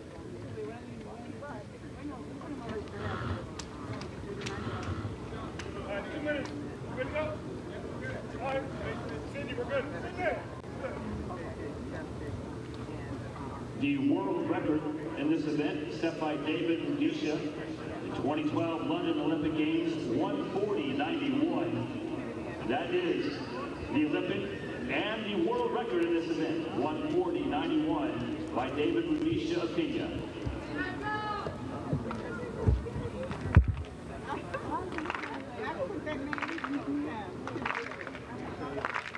So Murphy there in the purple. Hoey in the black. And triple jump getting started. Donald Scott.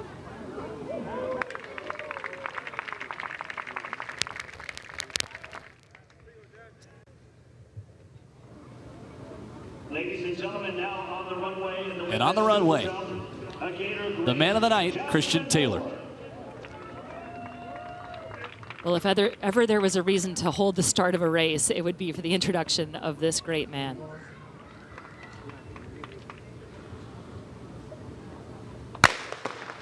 The men's 800's been on fire this summer as we gear up for the Paris Olympics. And we've got a great field here tonight, assembled in Gainesville. Clayton Murphy, Josh Hoey, 2 trips around Percy Beard Track in Gainesville, and Hoey who will take this thing out.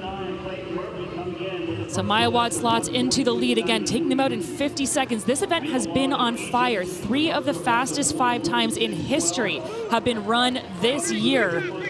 An unbelievable number of sub-142 clockings, and Hoey is on a mission. 4th of those trials, looking for some redemption here as he slots in behind our pacer. The Seattle native from University of Washington, Kaz Elliott, filing in right behind Josh Hoey, looking to make it a PB in 2 consecutive races. 50.0 was the split time given to Hazem Mayawad. It's pretty close to it. 49.94 officially, about as good as you could ask for, with Hoey continuing right behind him. Well, now Mayawad will step off, and Hoey looking to really take things on, and he is running brimming with confidence right now. Again, coming off that lifetime best. He's a 143.80. But now Murphy, the seasoned veteran, making his move, patiently stalking down the backstretch, and he's in a great position heading into the final turn. Hoey, Elliott, Downs, and Murphy with 100 left under the lights in Gainesville. Can anybody push Josh Hoey, the 24-year-old, looking very strong into the final 50. Murphy will push forward, but nobody is gonna catch Josh Hoey, winner tonight in Gainesville. 144.22 for the man who was 4th at the U.S. Olympic trials. Clayton Murphy follows him up in 145.01. 144.22, outside that best of 143.80, but man, did he do it the hard way. I know he had a pacer, but leading this race from gun to tape, that is just about the hardest way that you can run an 800. Look at the daylight between him and the field entering that final stretch. Absolutely in a class of his own. Doesn't break form. Great arm action. You can see him starting to tie up just a little bit, but holds off that lactic push. Great battle developing behind him, but this was all Josh Hoey. What a way to close things out. Coming off that 4th place finish at trials, dips across the line and is rewarded with a big win here in Gainesville. A sizzling fast summer of 800-meter running continues all around the world. And Josh Hoey's got a new career best this month. Continues with another win here tonight in Gainesville, and he's downstairs with Grant. I'm sitting here with Josh. Obviously, in my opinion, this is the 2nd hardest event in track and field, the men's 800. Josh, take us through your race. Yeah, I mean, I ran well last week and just kind of wanted to come out here and take a shot. So I went out hard and kind of just held on, tried to focus on form down the home stretch. So going to keep working on that back last 100 through training through the fall and stuff. But yeah, I mean, happy to be out here tonight. It looked real smooth. Take us through what you've been doing in training, what you want to continue to work on, and obviously going into the later weeks, what's your next goal? Yeah, I mean, I've been training with my new coach since last October, Justin Rinaldi. We've been doing a lot more lactic threshold and scaling our workouts more efficiently than I have in the past. So just going to keep doing that another year in the system. I think it'll be fun next June, so in July. So yeah, I mean, just going to keep it up, never stop the grind. Hey, there's one thing about me. I know I'm not going around this track 2 times unless it's a warm-up lap. So you a better man than me, Josh. Good job tonight, brother. Good job tonight.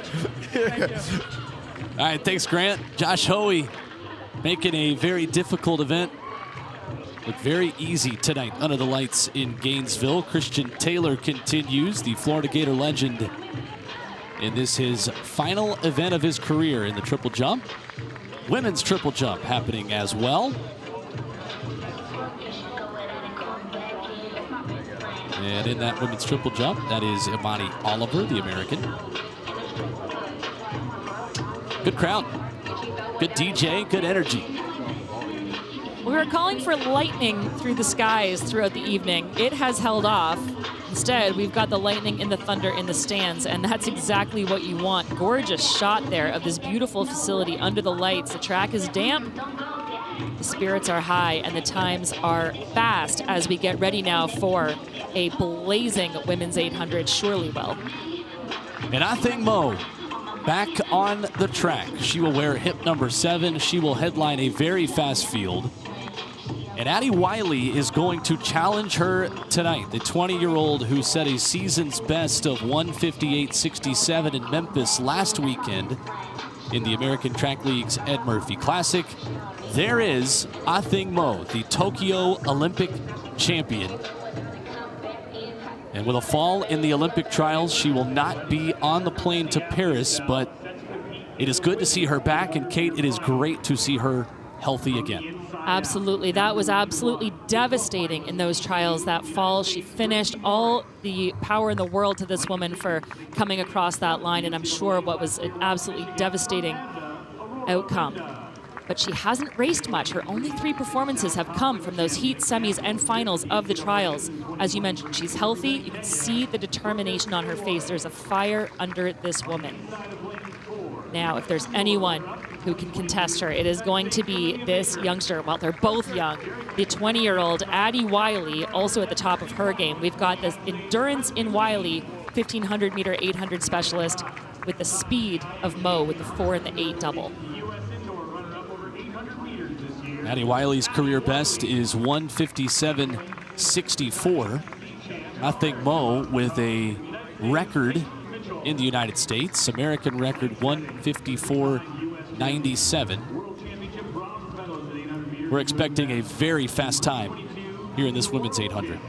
Wiley is the only American woman ever to hold both sub 1:58 clockings in the 800 and sub 4-minute clocking in the 1,500, and she's only less than a year outside of being a teenager. The future is unbelievably bright for this young woman.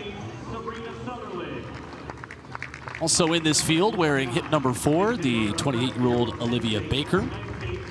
Second in the Ed Murphy Classic. She ran her season's best there of 1:59.51. as she continues her outdoor season here tonight in Gainesville. Baker, a lifetime best of 158.05, achingly close to that sub 158 clock, and that's from 2 years ago, and she is on the hunt for another one tonight. Athing Mo back on the track. Addy Wiley here to battle with her. 2 trips around the track in Gainesville, off and running in a very fast women's 800. 56.5 for Walters, the pace tasked for our pace setter, and she makes her way to the front of this very crowded field. And you can tell that, she's a smooth runner, but she's having to go pretty hard to bring the likes of Wiley and Mo, who slot in behind her. Wiley just having a difficult time finding the inside lane as she makes her way around the bottom of the track.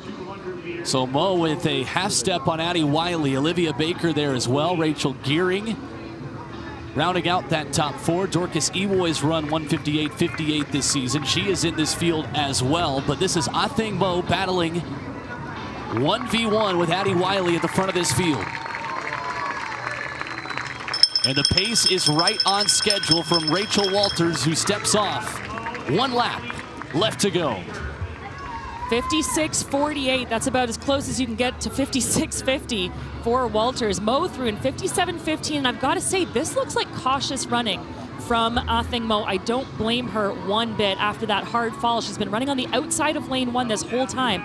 That leaves the inside open for Wiley, running the shortest distance, but she runs the risk now of being boxed in because she has got some company in some incredibly fast runners around her. Anybody's race as we enter the final 200. Dorcas Ewoy, the Kenyan, on the outside of the reigning Olympic gold medalist Athing Mo. Here comes Ewoy swinging around into lane 2. Wiley is there. Baker is there. Ewoy turns on the afterburners. Athing Mo fading. Addy Wiley pushing. Everyone following the Kenyan. Dorcas Ewoy. And she'll take it. Right around her career best, Dorcas Ewoy, the winner in a star-studded 800, and it is a new PB for the Kenyan, 158.19. Addy Wiley with a season's best, or close to it at 158.71 for second. 3 athletes at 158 and change as Baker crosses the line in 158.95. We knew it was going to be fast. We knew it was going to be deep. It did not disappoint. And the Kenyan Ewoy, 158.58, her best coming in. Well, 158.19. Keep your eye on this young woman because I think there is a lot more to come. She made easy work in the closing meters of that.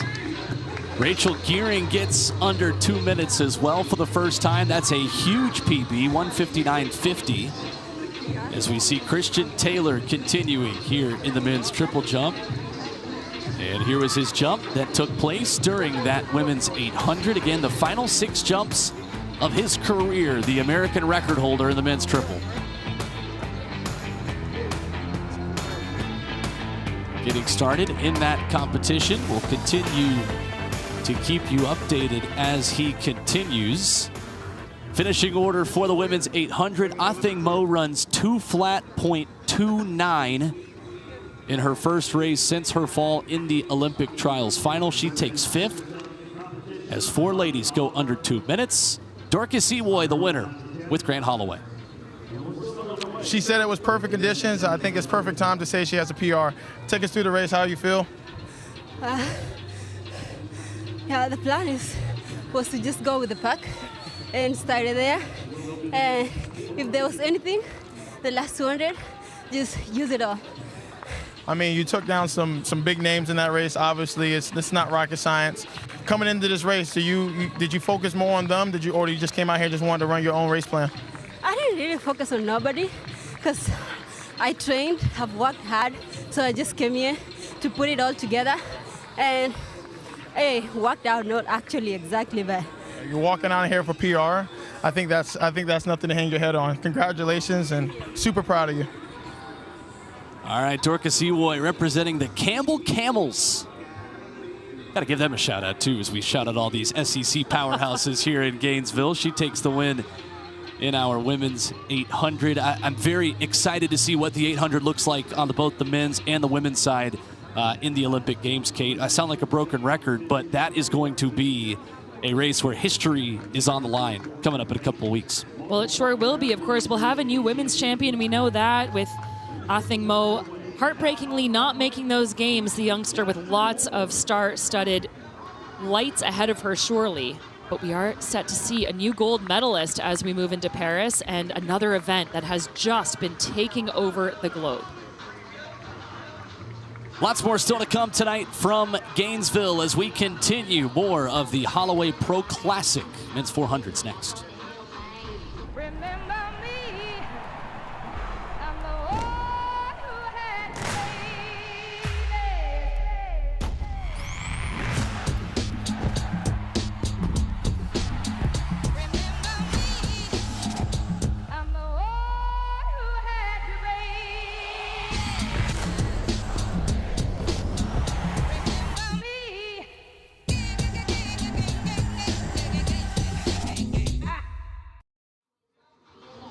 Getting ready for the men's 400 on deck for the Holloway Pro Classic in Gainesville, Florida. Will Boling, Kate Van Buskirk with you. Grant Holloway, our sideline reporter. Our entire great crew working tonight in the Sunshine State, bringing you some outstanding track and field.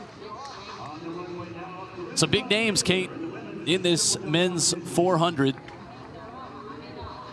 You have got 4 men who are headed to the Paris Games, including potentially the youngest ever men's U.S. track and field Olympic athlete from Bullis School in Potomac, Maryland. This is Quincy Wilson. What can we not say about this youngster? He runs with the maturity of someone a decade older than him. I had the pleasure of interviewing him at the New Balance National Outdoors, where he won the championship boys 400. And I said, is there a chance we're going to see a sophomore on the start line in Paris? I said it not joking, but, you know, with a little playful nod to him. And he said, oh, of course there is. And he's made that absolutely come true in the relay pool for that Olympic team. And he is just coming off his sophomore year in high school. And look at the poise. I mean, if there were ever a young Superman, this is him. A lot of us were playing video games and maybe talking about the new college football game that came out. Meanwhile, Quincy Wilson's going to get ready to go to Paris with Team USA. Broke a 42-year-old world under 18 best when he ran 44.59 earlier this season. Bryce Dedman will also be in that U.S. 4x400 meter relay pool, a 27-year-old who got gold with the U.S. in Tokyo in the 4x400. He is the 2023 U.S. champion. Coming off that 5th at this year's Olympic trials, 44.41 his best this season, 44.22 his best in his lifetime. He's getting awfully close to that with each race.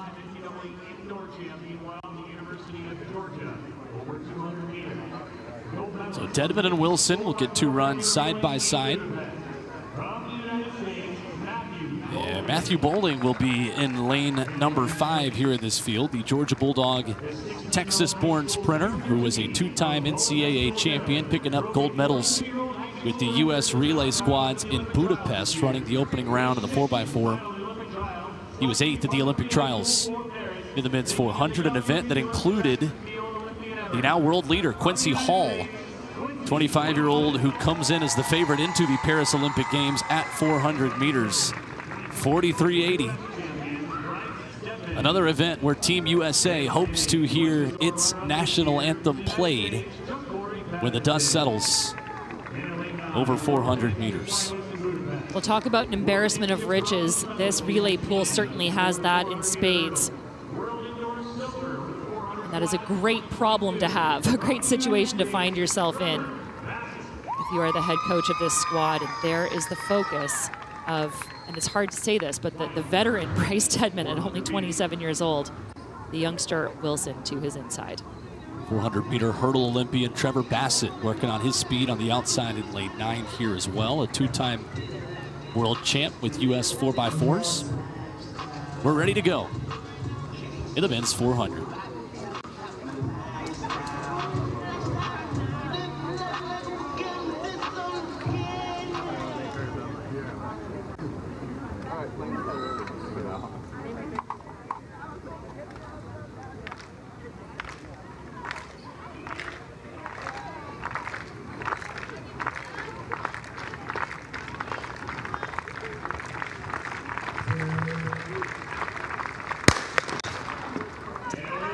And we're off and running in the men's 400. Christian Taylor jumps, concluding his career. Quincy Wilson's just getting started in his. And Bryce Dedman has the early lead on the youngster out there in 7. Dedman making easy work of this first 200. Look at the advantage he has. 4th fastest time in the country this year, and this is exactly why, but never count out the youngster on his inside, because here comes Wilson. Boling making a move as well. Quincy Wilson rewrites record books wherever he goes. Side by side with Bryce Dedman. Pushing for the line. Wilson and Dedman headed to Paris, and they meet the line at the same time. 44.2. Career best and a new world U18 best for the man from Bullis School in Maryland.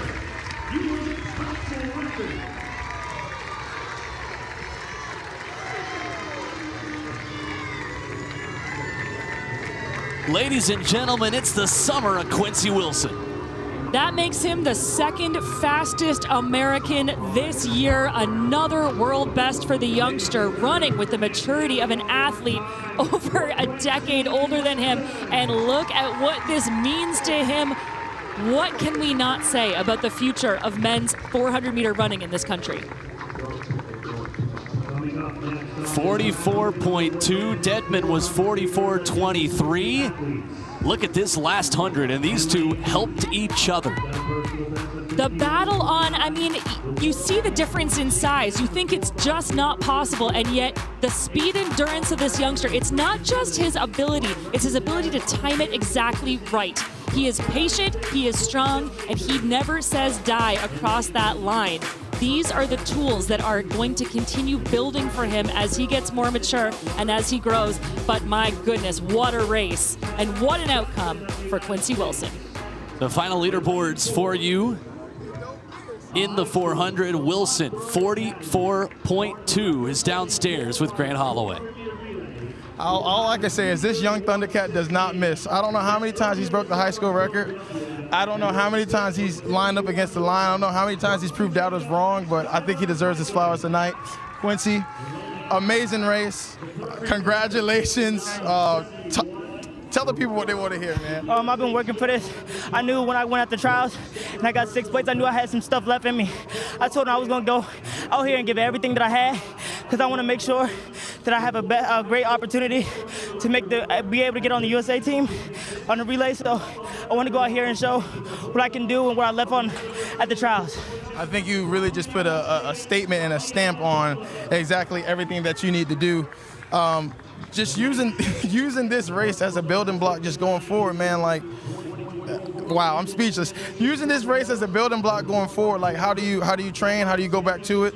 Obviously, I know you got a nice circle around you. So just take us through what you're gonna do the next steps. Honestly, I'm gonna go home, chill, get ready, cause we're leaving on Tuesday to go to Paris. Yeah. We're leaving on Tuesday to go to Paris. I'm with the high school phenom. All the above, just circle D. Just circle D is all the above, whatever you want to put it on A, B, and C, man. Quincy, congratulations, dog. Oh my God, that was amazing. That was amazing. That was amazing. 2 Team USA teammates, Grant Holloway and Quincy Wilson, the pride of Potomac, rewrites the record books again tonight. And you know what, Will? What gets me most excited about this athlete is that he is complete professional while he's on the track. Look at the focus, look at the drive. He is striving. There's still a fire under him. And yet he crosses that line, and you saw the interview he just gave. That kid is full of joy, and that combination is deadly. That Bullis School, amazing out of Potomac, Maryland, and it's just going to continue. Future is bright for Quincy Wilson. Well, we've still got a world record holder that's going to run tonight, Kate, and I do not envy anyone who's going to have to top that. These women's 400-meter runners are going to try, and tell you what, we have got an outstanding phenom in lane 5 here in this field as well, with the Georgia Bulldogs G on her chest. This is Aaliyah Butler, the U.S. runner-up at 400 meters, making her first Olympic team. You'll also see her in the 4x4, running in lane 5 right here tonight. A personal best earlier this season of 49.71. And that 49.71 makes her the only sub 50-second performer of this field. Also only 20 years old, and yet somehow that also feels a little veteran after what we just saw. It's unbelievable, the young talent brimming here. A great time to be an American at 400 meters. Women's 400 next.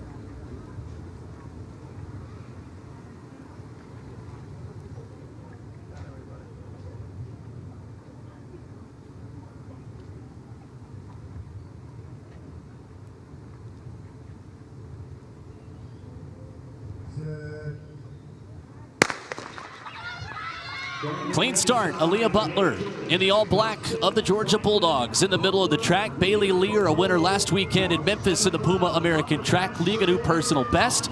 She'll look to make it a new PB in as many races here tonight. Another athlete who runs beyond her years does Butler in lane 5. Made up the stagger already and cruising around the bottom of the track. 4th fastest time in the country this year. And Butler looks strong. The overhead view from behind in the women's 400 as they make the turn. There on the inside, you got Skylar Franklin, Butler in the middle, Bailey Lear to the outside. The 20-year-old Georgia Bulldog, great already. She'll cruise to a win here tonight in Gainesville.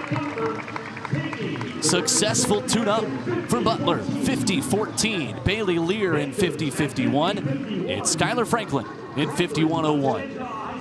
Well, you've got to think that she came in with something to prove. Didn't even make the final of that NCAA championships, running 51-64 in the semifinal. Was a disappointment and has turned that around, making diamonds out of the pressure that she's been handed. And my goodness, does she do it well.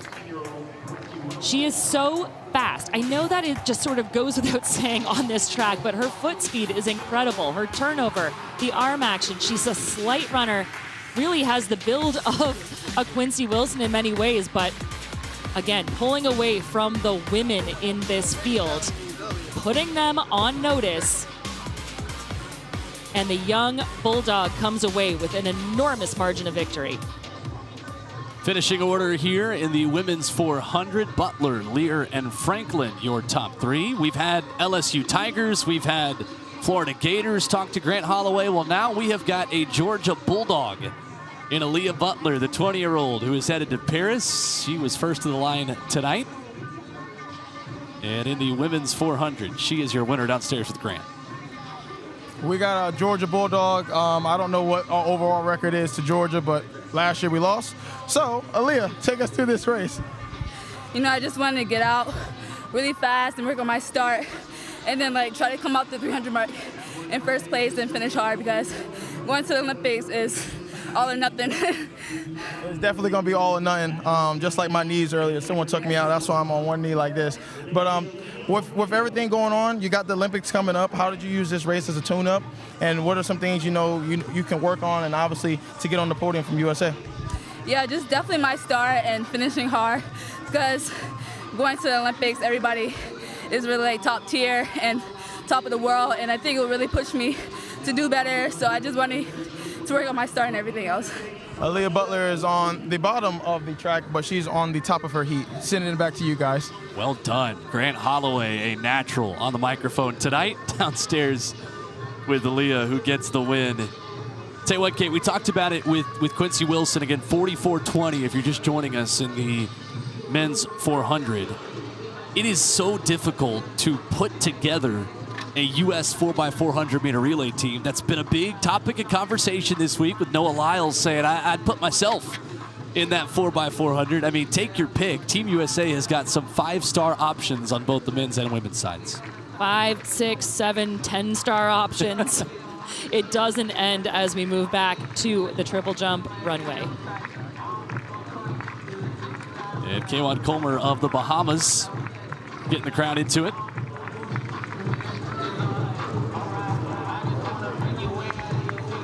Again, Donald Scott and Russ Robinson, 2 Paris-bound triple jumpers in this field. That includes the American record holder, Christian Taylor. We follow this competition closely as he makes his final 6 jumps of his very decorated career.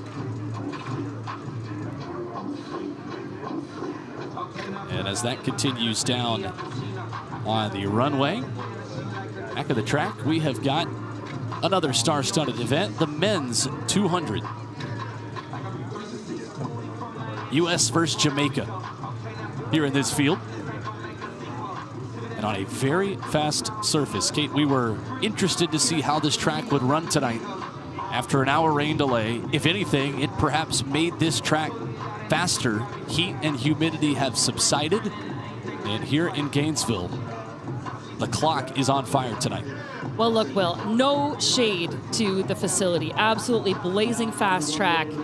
I gotta say, though, I think it's the athletes turning up and turning up when they need to most. Talk about the depth. You know, you talked about Jamaica-U.S. rivalry. I don't think I've ever heard that one before. Is that a thing? Not the first time that one has been discussed, and it is going to be fascinating over these next couple of weeks in Paris. And one of the men in the center of that conversation is American Erriyon Knighton. And again, 20 years old, finished third at the U.S. Olympic trials. He has the world U20 record of 1949, running that April 30th, 2022. And that was owned by, of course, a man named Usain Bolt. Fourth in Tokyo at 200, third in Eugene, second in Budapest. He's climbing and climbing and climbing, Kate Van Buskirk. Could he take down his fellow countryman, Noah Lyles, in Paris? Well, that's certainly on his mind. And look, we've talked about the youngsters. 2022 World Championship bronze medalist. He became the youngest individual sprint medalist in championship history. Now, he's going to be in some maybe hot water with that title when it comes to future World Championships with the likes of the folks that we've seen on track here tonight. But talk about the medal potential for this country moving forward. Unbelievable the way that this Floridian has been showing up time and time again. He was 18 at those 2022 World Championships when he took that bronze medal. Again, he is headed to Paris and looking to upgrade that medal color, I would think. Training in the Sunshine State, Erriyon Knighton will look to put together one final race before he gets on the plane to Paris. And speaking of USA, Jamaica, Brian Lavelle, fourth of the Jamaican Championships of the 100, the 200-meter national champion. And he is peaking at the right time. He has personal bests now in both of those events that he ran at the Jamaican Championships.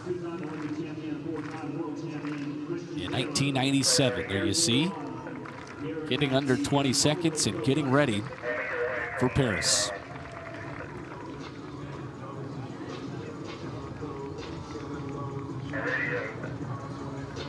So you can't miss him right there in the middle of the track, that snazzy pink Puma kit.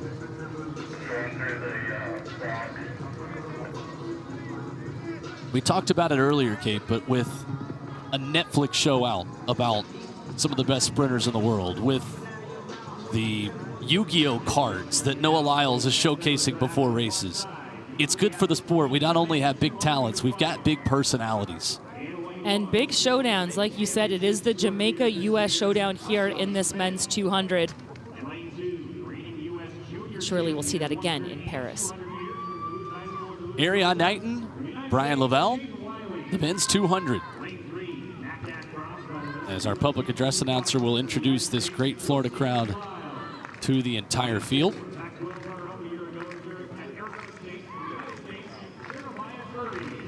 Back over in the women's triple jump. We continue with Imani Oliver, the American.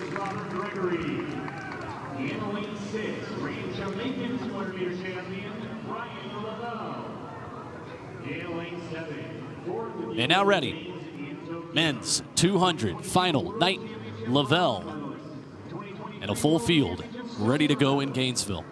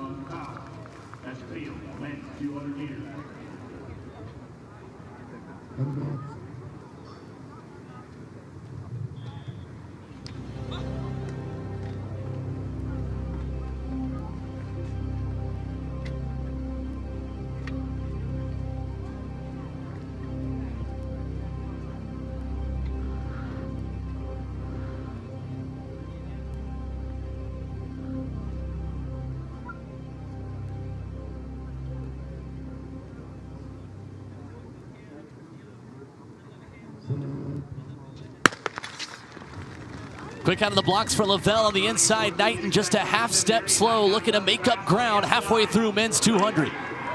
Erriyon Knighton there in the yellow in lane number 7. Now into the lead. How fast can he go? Tuning up for Paris. Erriyon Knighton in good form. Lightning fast to the line.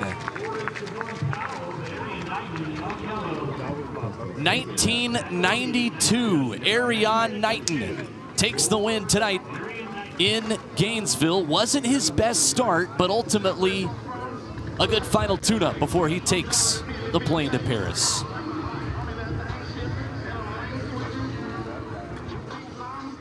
And out of those blocks, like you said, almost a step behind the rest of the field. To his inside, that was Lavelle, the Jamaican, getting an excellent start. He's coming off of breaking 10 for the first time at the Jamaican trials earlier this year, so you know that his foot speed is at the top of its game. But look at the speed endurance. It matters not for Knighton. Imagine the perfect start combined with that amount of endurance over this 200 meters.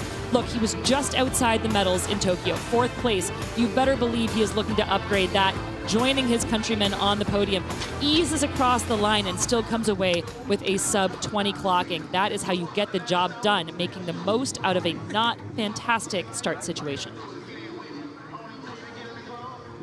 Paris-bound U.S. Olympian Erriyon Knighton, 1992. There is the order behind him. Javon Powell was second in 2021. And Robert Gregory in 2033. And Grant's downstairs with Erriyon. I'm down here with the young crit. Obviously, we all know what's going on with you. Obviously, you're getting right back into shape. How are you going to use this meet, obviously, to get you ready for Paris? It was a good little tune-up race. Hold on. It was a great tune-up race heading into the Olympics. I feel like I did good, so I'm ready. Obviously, with the Olympics on the horizon and everything else after, you know, how kind of tell people how all the roads lead to Gainesville in our training group, and how mentally and physically and emotionally we prepare for the Olympics. Yeah, man, for all of my training partners that come out here, I mean, we do what we do every day, even in the hot sun. Some days we don't feel like coming out here, but, you know, we come out here and we get it done anyway. And I feel like we got a great coaching system here with Coach Holloway, and we're ready. Obviously, we have a strong 200 group going to Paris, and you're included. Can the U.S. kind of get the broomsticks out and start cleaning up? We'll see. A man, a few words, the young cricket. I love it. All right, Grant. Erriyon Knighton, a man on a mission as he heads to Paris. Keni Bednarek, and of course, Noah Lyles. A, let's say, fun rivalry that continues between the young Knighton and Lyles. Two guys who will share the same jersey, but make no mistake, they will be battling head-to-head in these next few weeks. Well, it was Bednarek, Lyles, and Knighton in 2nd, 3rd, and 4th at those Tokyo Games. They are hoping to sweep that podium. Bring the broomsticks out, as we heard. Can't say I fully endorse that, given my countryman Grass took gold in the last outing, but obviously it will be a star-studded final in Paris as we look to the women's 200 and our star-studded heptathlete, Anna Hall. 23-year-old who is headed to the Paris Olympics in the heptathlon. World champ silver in Budapest, bronze in Eugene, and a 2-time NCAA champion for, you guessed it, of course, the Florida Gators. Something in the water, as they say there in Florida. Saw Anna Hall in action earlier in the long jump. She shut things down, just not loving the wet runway. So Hall in 7, and right to her inside, the winner of the 100-meter dash earlier tonight, who will be doing this double in Paris. Nigerian record holder Favour Ofili, 21.96 is her career best. Could we see a second national record tonight, in addition to Emmanuel Matani's 100 record for Liberia? Well, not just doing double duty, but triple, as she will be part of that 4x100-meter relay team for Nigeria as well. And there's a training partner, Candace Hill, who was just 200ths behind her training partner Ofili in the women's 100 final earlier tonight. 25-year-old, who was the first ever high school girl to break 11.0 in the 100, running 10.98 back in 2015. She turned pro that year. Still just 25 years old and a great career ahead of her. And she won in Memphis at the Ed Murphy Classic last weekend.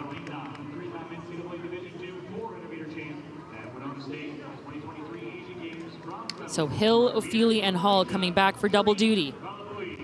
Hill and Ofili from the 100, Hall from the long jump.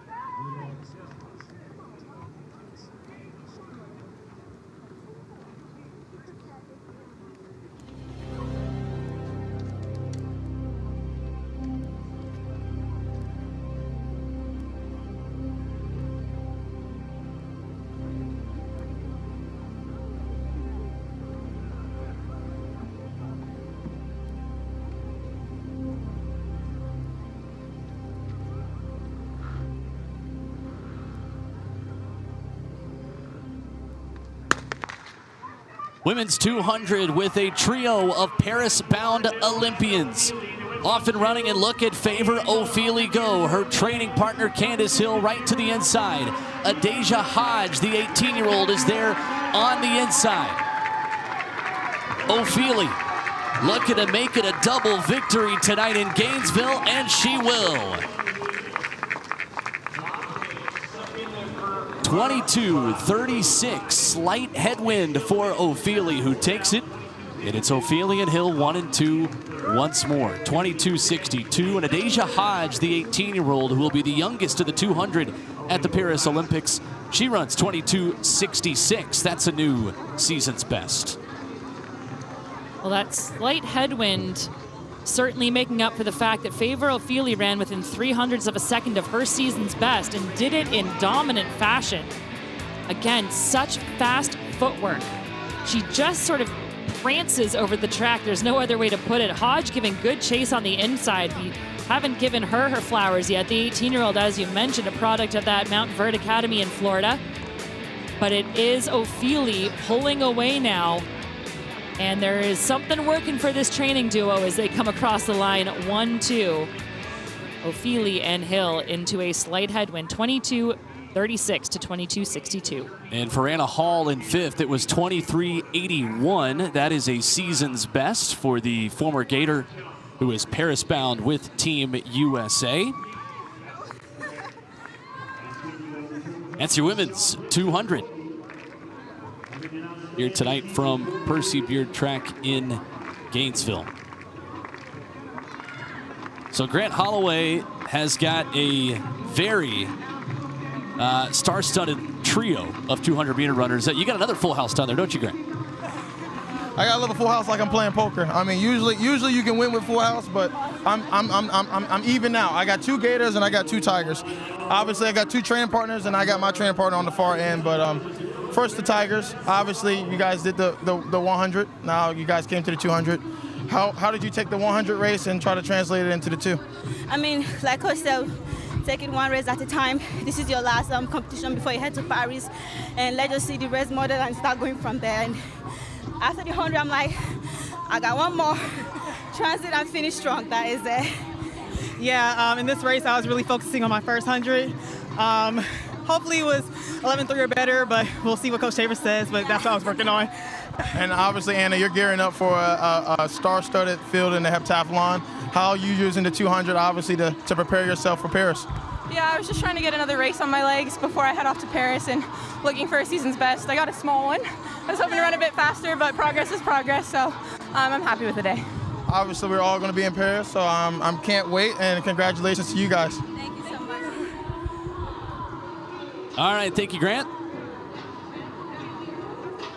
That is an excellent trio, and of course, the Gator Chomp there from Anna Hall as the women's 200 leads us to a big finish here in our Holloway Pro Classic. We've got finals of the hurdles, the men's 110 hurdles and the women's 110 hurdles, and look at all those championships that have been won by teams that train and compete right here in Gainesville. I'm sorry, did you say champion chomps? Because that's what I... Well done. Very well done. 15 of them, 14 of them coached by the legendary Mike Holloway, the namesake of tonight's Holloway Pro Classic. Back down to the field, the triple jump here continues. And again, Imani Oliver. There you see Katura Orji, the 10-time U.S. champ, waiting in the wings and watching on as Oliver takes the runway.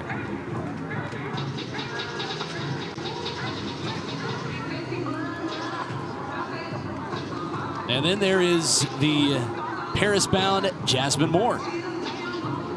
7-time NCAA champion for Florida after starting her career at Georgia. And looking forward to seeing what she can do in Paris.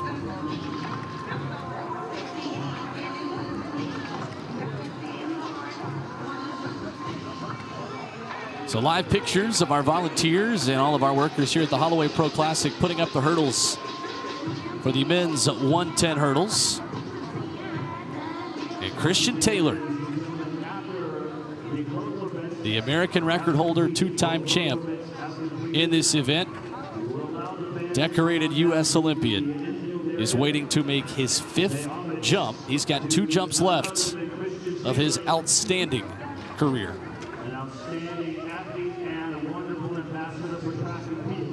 And we hear our PA announcer talking about a wonderful ambassador for track and field. That he is indeed. This man is so consistent, and I'm not just talking about his performances. He's consistent in his personality and his love of the sport, his mentorship of others. You see Scott there taking another jump, the rings around his neck as well.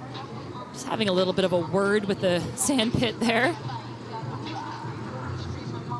But these men know that they are in the presence of greatness, and what a way for the King to go out tonight. Where it all started. We talked about the closing of one chapter and the opening of another. That is powerful stuff. And this is going to be the penultimate jump of his lifetime for Mr. Taylor. Tell that he is just never-endingly focused on the task at hand, making sure that he turns up every single time to the very end. That's how you get it done, sir.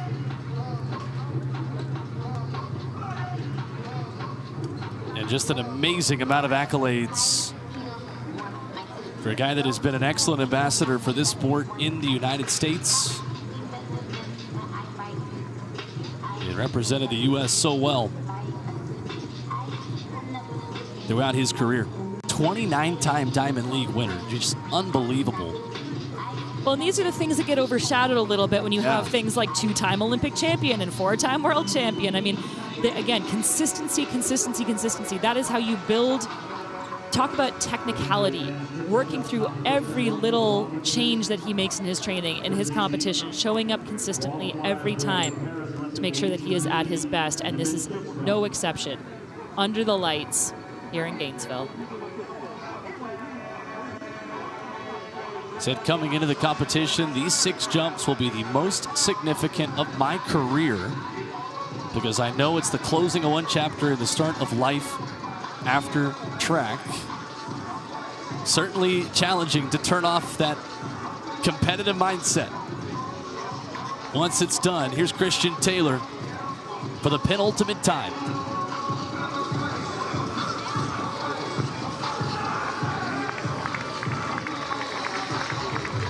And with that, he's got one left. You know, I talked about Quincy Wilson finding the joy and finding that joy through tension, that flow through tension. This man has exemplified that time and time again. You see him smiling after every jump. The crowd goes wild after every time he takes to this pit. Wiping off the sand for the second last time in his career. He's got one jump left. He is all smiles, already enjoying the accolades and the congratulations from those on track. Look at that speed. Unbelievable combination of speed, power, and finesse for King Taylor.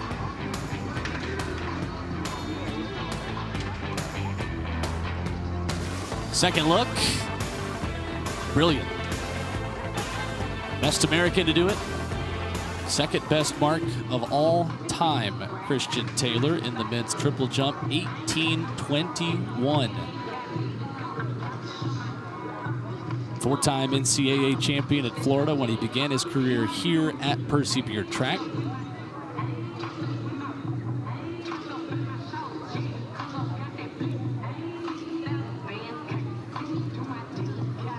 So Chris Bernard will begin the 6th and final round of jumps. These men's triple jumpers, each jumping 6 times in the same order. They did not reshuffle the deck after 3.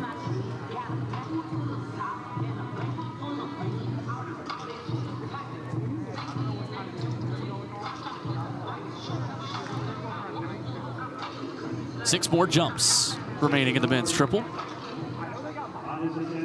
In this final round, we will show you Christian Taylor's final jump of his career when it happens. But back on the track, the hurdles are set up for the men's 110 hurdle final, with prelims that were earlier this afternoon. In those prelims, Davion Wilson had the fastest time, meaning he will get lane number 5 by virtue of his 13:32 earlier today.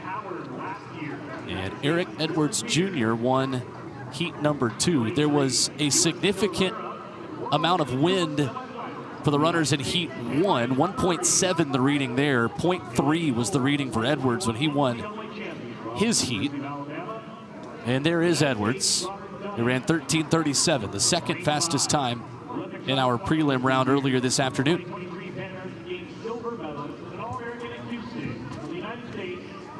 24-year-old who ran the U.S. Olympic Trials semifinals, 13:38 into a headwind last week in Memphis. Well, after those heats, he said, yeah, that was pretty casual. Just wanted to put it all together right when it matters. And he looks pretty casual, but pretty focused here as well. Let's see how we can stack up that casual attitude against the best of the men here in this final. Mason to his outside. Paris-bound Jamaican. And there's Tyler Mason, 28-year-old, 4th at the Jamaican Championships 2 years in a row, ran the Olympic standard last summer. And Dylan Beard, men's 110 hurdle final.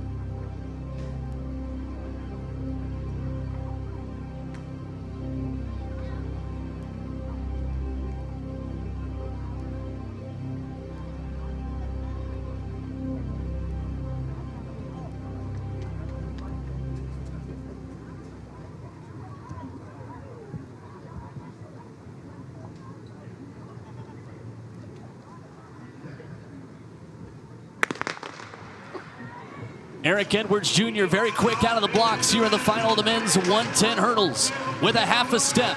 Wilson to his inside. Mason to his outside. Eric Edwards Jr. Can he close fast as it looks like he can? 13.3. Eric Edwards Jr. with a new season's best tonight in Gainesville. And a wind legal one at that. That is 100th of a second improvement on his mark from earlier this year.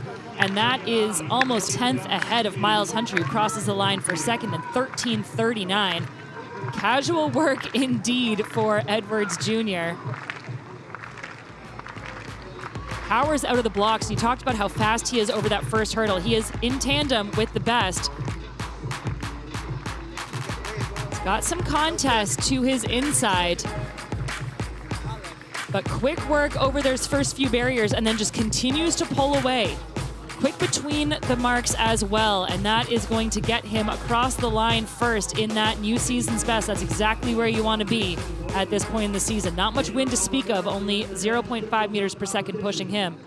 And he's got a clear win here in Gainesville. 13:30 to Hunter, 13:39. Dylan Beard, Robert Dunning, and Connor Schulman rounded out your top 5. And Grant's downstairs with Eric. He said it was real casual the first round, and it's still casual here on the second round. Eric, congrats on the final. Take us through that race. Start was way better than the first round. A little bit in the between. I don't like to make excuses, but I felt a little slip, a little of that on the wet track, but we was able to keep our balance, keep composure, finish, execute, made it happen. Obviously, with a wet track, no hurler ever wants to do that. I can speak for all hurlers, but even running that time here on these type of conditions, does that boost your confidence, obviously, going forward? Personally, I've been kind of stuck this year. Not really sure what the stuckness has really been. We're still trying to figure that out, but I've been like real consistent in 13.3s. Like from April in China to July 19th. So we'll take it. We'll take it. Consistency always leads to greatness, brother. Congratulations. Absolutely. And with that boy, Coach O said, go Tigers. Yeah. Hey, I throw it one more time for everybody. Throw it one more time. Grant has no idea the internet has already taken that and run with it. You know, I got to say, if you're stuck in the 13 threes, that's not a bad place to be. That being said, he looks like he's getting unstuck with every take to the track. Congratulations. Big win there for Eric Edwards Jr.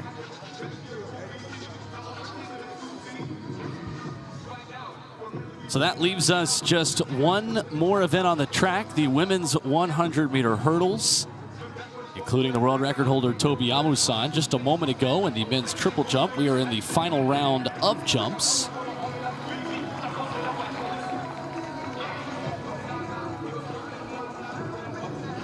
There is Kwan Colmer. So Olympians Donald Scott, Russ Robinson still to come. Christian Taylor will take his final jump after the women's 100 hurdles. So we will bring that to you live as it happens. Will, as you mentioned, 3 of the 4 fastest times in history. And if anyone can follow this race, I was going to say I wouldn't want to be the performer coming after this final. If anyone can do it, it is Christian Taylor. So an absolute thrill for the audience on site and for everyone watching as well, for us here in the booth. What a way to close out a night of performances where the weather has held off for our athletes, and we are 1 week away from the start of the Paris Olympics. There you see Grace Stark, personal best of 12:31. And this field will have side by side the 2 fastest ever to run this event. Well, and you got to say, Grace Stark, 12th fastest hurdler of all time. Now, that in most fields would be the story.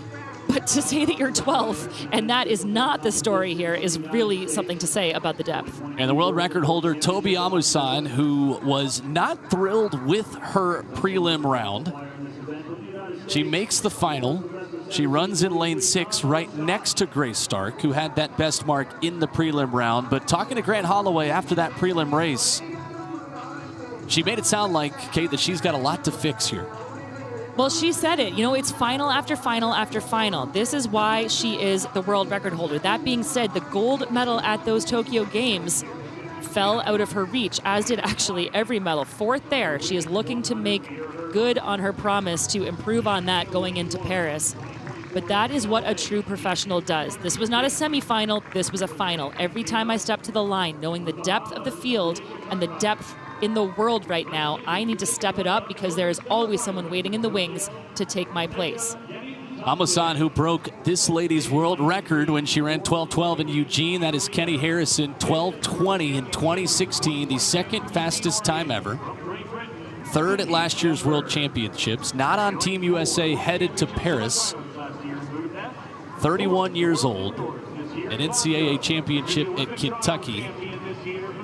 Continuing her season here tonight and battling in what we feel is maybe the best women's 100-meter hurdle field outside of maybe only the Olympic final.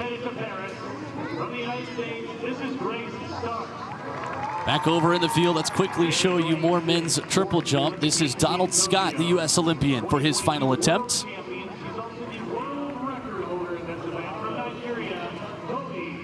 And a good finish to his competition tonight. Donald Scott, big deep breath. He will get on the plane to Paris next with Team USA. The Olympic silver medalist from Tokyo, the indoor world champion in 2018, is our American record holder. But taking center stage, the women's 100-meter hurdles. 3 of the 4 fastest of all time. The 2 fastest Americans ever. And the world record holder, Tobi Amusan, in lane 6. Final gun of the night, and a big one. Women's 100 hurdle final.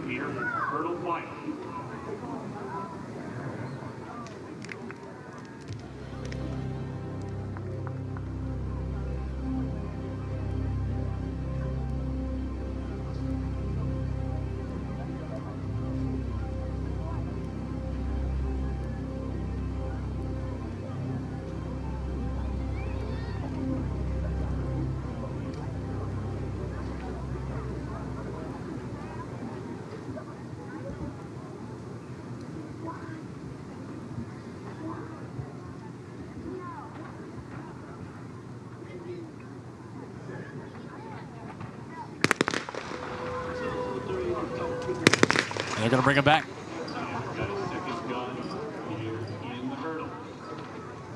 So the tension builds.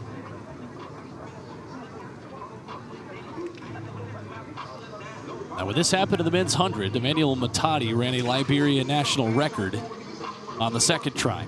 So you're saying it's a good omen? It might be. We'll talk about it.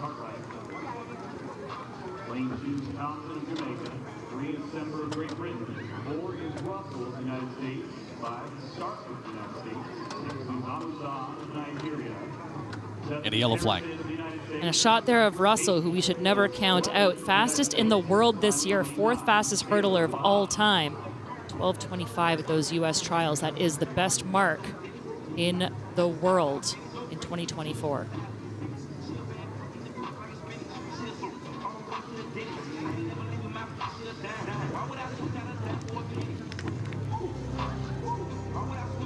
Second try. Final women's 100 hurdles.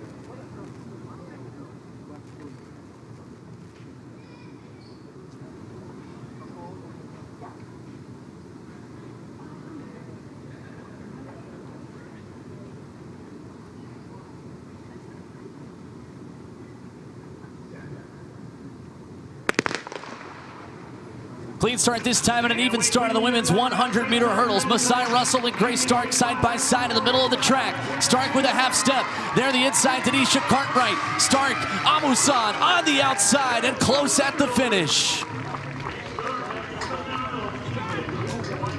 Grace Stark, 12:58 into a headwind, is your winner. Amusan, 12.6. Masai Russell, 12:66. Cartwright, 12:79. Clemens, 5th in 12:88. Well, we said she is the 12th fastest hurdler of all time. That time, not her best, but as you said, into a headwind. The 23-year-old 2024 NCAA champion for Florida got a fantastic start. So too did Cartwright on the inside. In fact, she might have had the best start of the field. Leads through halfway, and then look at Stark powering towards the line. Great push late by Amusan, left it too late. And Stark takes victory, 3rd at those U.S. trials in a personal best of 12:31. Well, she is making up for it here in the final event on the track in Gainesville. What a run by Grace Stark. 12:58 minus 1.7. The wind in her face. That has not been the case all night. Unfortunate it was on the final gun of the night, but Stark beats the star-studded field to win here in Gainesville. And now all eyes turn to Christian Taylor, the American record holder. You can see it start to set in on his face. This is one last jump in his career. And this is so interesting because he has had 5 jumps where he's had to maintain composure. He knows it's the end, but he's had to put those emotions aside. They're inviting the fans down, I love this, down to cloak him, to put a tunnel around him and give him his flowers. What flowers he is owed. And the fans will make their way down to the runway. I love this. This is the conclusion of the Holloway Pro Classic, and it's starting to get real for Christian Taylor. And you know, this is where he can really enjoy it. He's going to be surrounded by the people that got it all started for him. Final jump of the night for Mr. Taylor. Final jump of a nearly unblemished career. And what a legacy he has left for the rest of these jumpers and the rest of Team USA.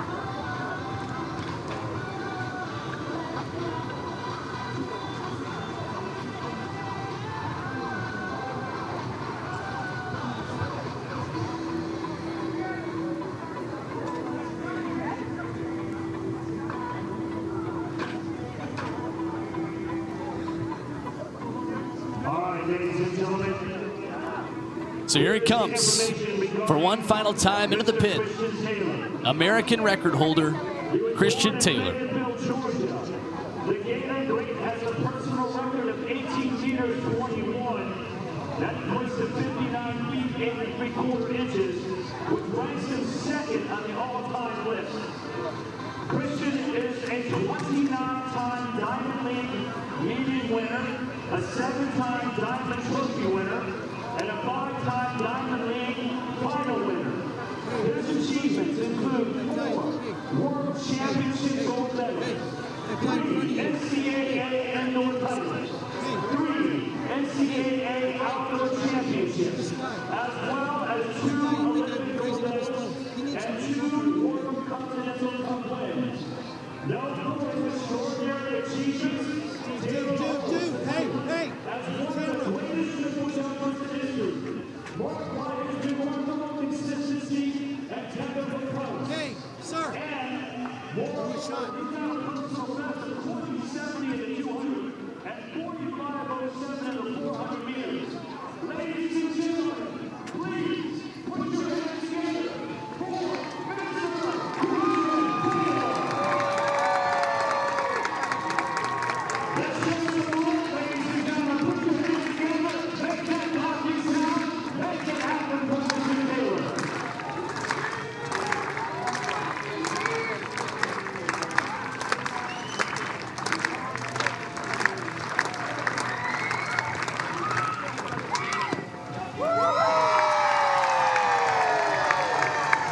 Tailor-made,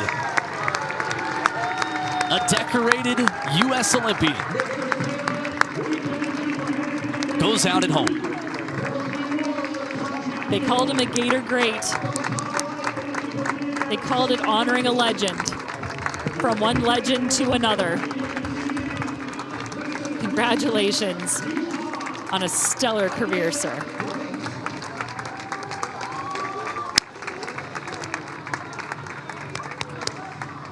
Special to finish your career on the track where it all began. The American record holder hangs it up here tonight on Percy Beard Track. And what a special thing to go out on your own terms like this. We're not going to see him in Paris. He doesn't need any more cherries on top of this Sunday. He has been building this mountain for a long time, and now he gets to celebrate having summited the highest peaks in sport. Congrats.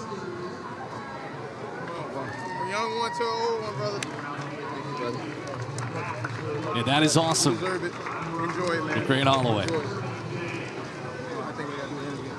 I got Christian down here. Let me know when you're ready. Go ahead, Grant. Hey, I'm down here with Christian, obviously one of my biggest mentors. And just while everybody's here, I think I can just go ahead and say it from the bottom of my heart, thank you from not only myself, but USA Track and Field, World Athletics, IAAF before they changed it, everything for all your prowess. And man, just talk us through the last jump, talk us through your emotions. The floor is yours. Take as much time as you want, brother. Thank you, Grant.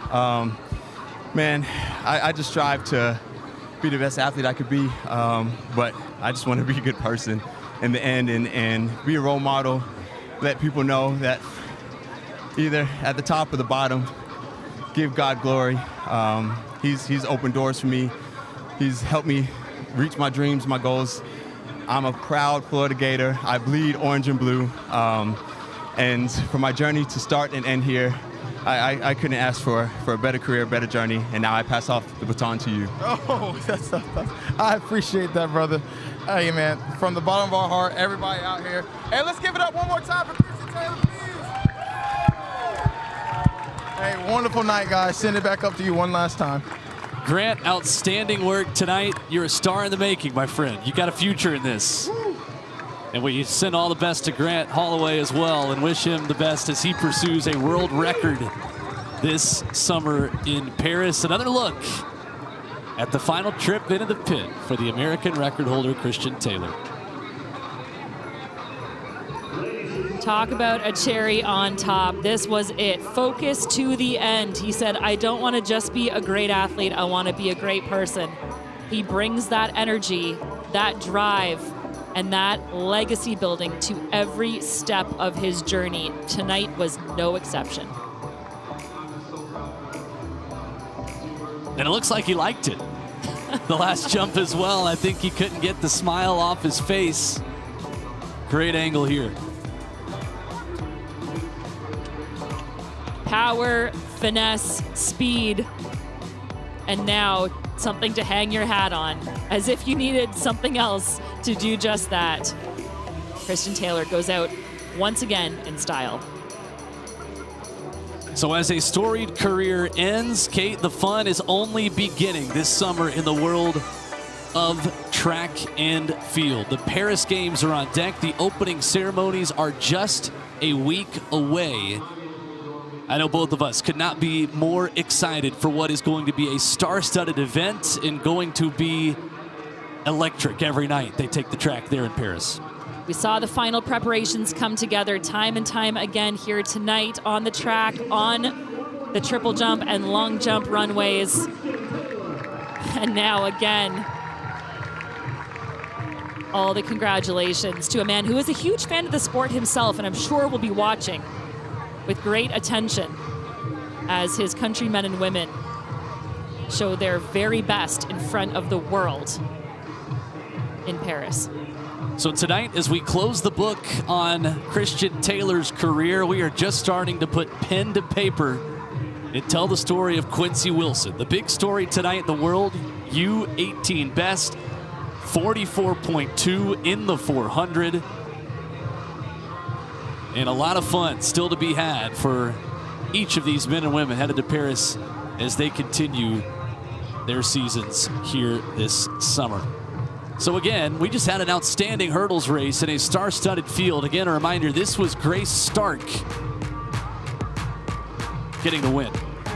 Pulling away from a field that could not be deeper behind her and leaving them in her wake. She had good challenge by the world record holder right at the end. Holds on for the win though. Class of the field is Grace Stark, 12th fastest hurdler of all time, and she is down with Grant. I'm down here with the top three people in the women's hurdles. Obviously, Grace Stark won, but all of these people are going to Paris. Grace, first you, and then I'll pass all to Masai, then Tobi. Just talk about how this race honestly was pretty much, and I think everybody will say it, pretty much an Olympic final right there. Just going through and just take us through how you use this race as a building block to Paris. Yeah, I'm so blessed to be at home. You know, it was a good tune-up meet, and I like being at home. It's such a confidence booster being here, and I'm very prideful in this track, so it was great to get the win today. It was super exciting to be against all these girls. You know, a lot of these girls will be in the finals in Paris, so I'm blessed to be able to go against them. Masai? For me, it's always an honor to line up with literally the best hurdlers in the world. So, you know, I'm just using this meet as a tune-up as well, and just, you know, fixing the little things, go back, look and see what I can fix and work on, and then turn it up in Paris. Tobi's jigging out right now. Go ahead, Tobi. All thanks to God. I mean, another healthy finish. We had a faster first round, and then this part I'm like, what on? But I mean, okay.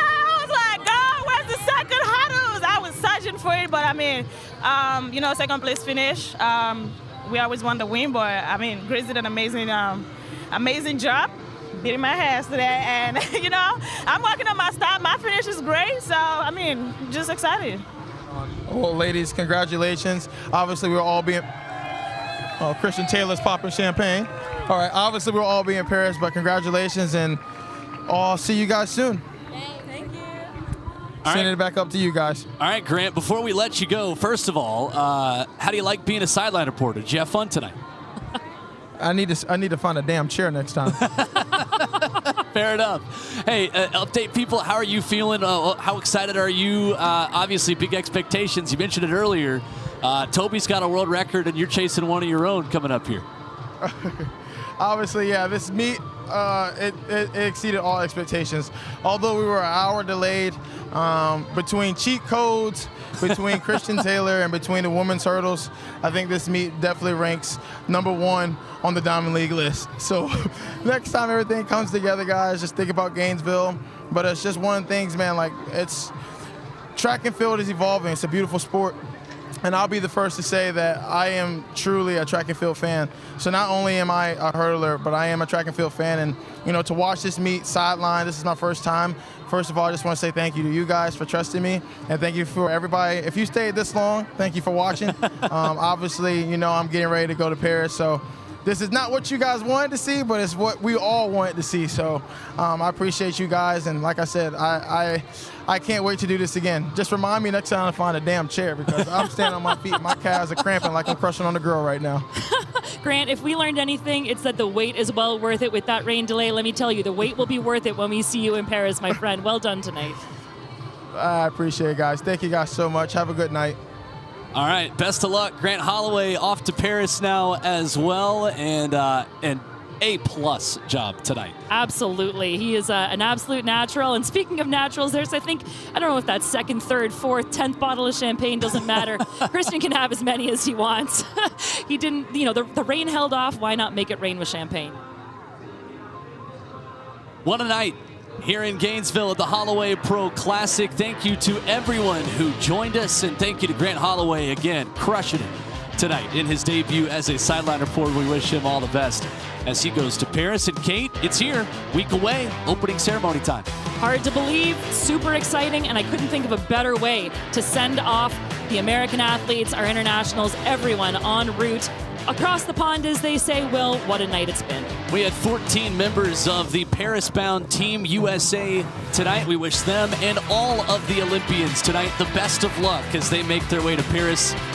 And we appreciate you for joining us for the Puma American Track League. Another great season is in the books, but the summer of track and field, it is only beginning. Thank you to Christian Taylor. Thank you to Quincy Wilson for the fireworks. And thank you. We'll see you next summer with the track and field. It continues next week. For the final time, for Grant Holloway, Kate Van Buskirk, our entire crew, I'm Will Boling. Good night from Gainesville.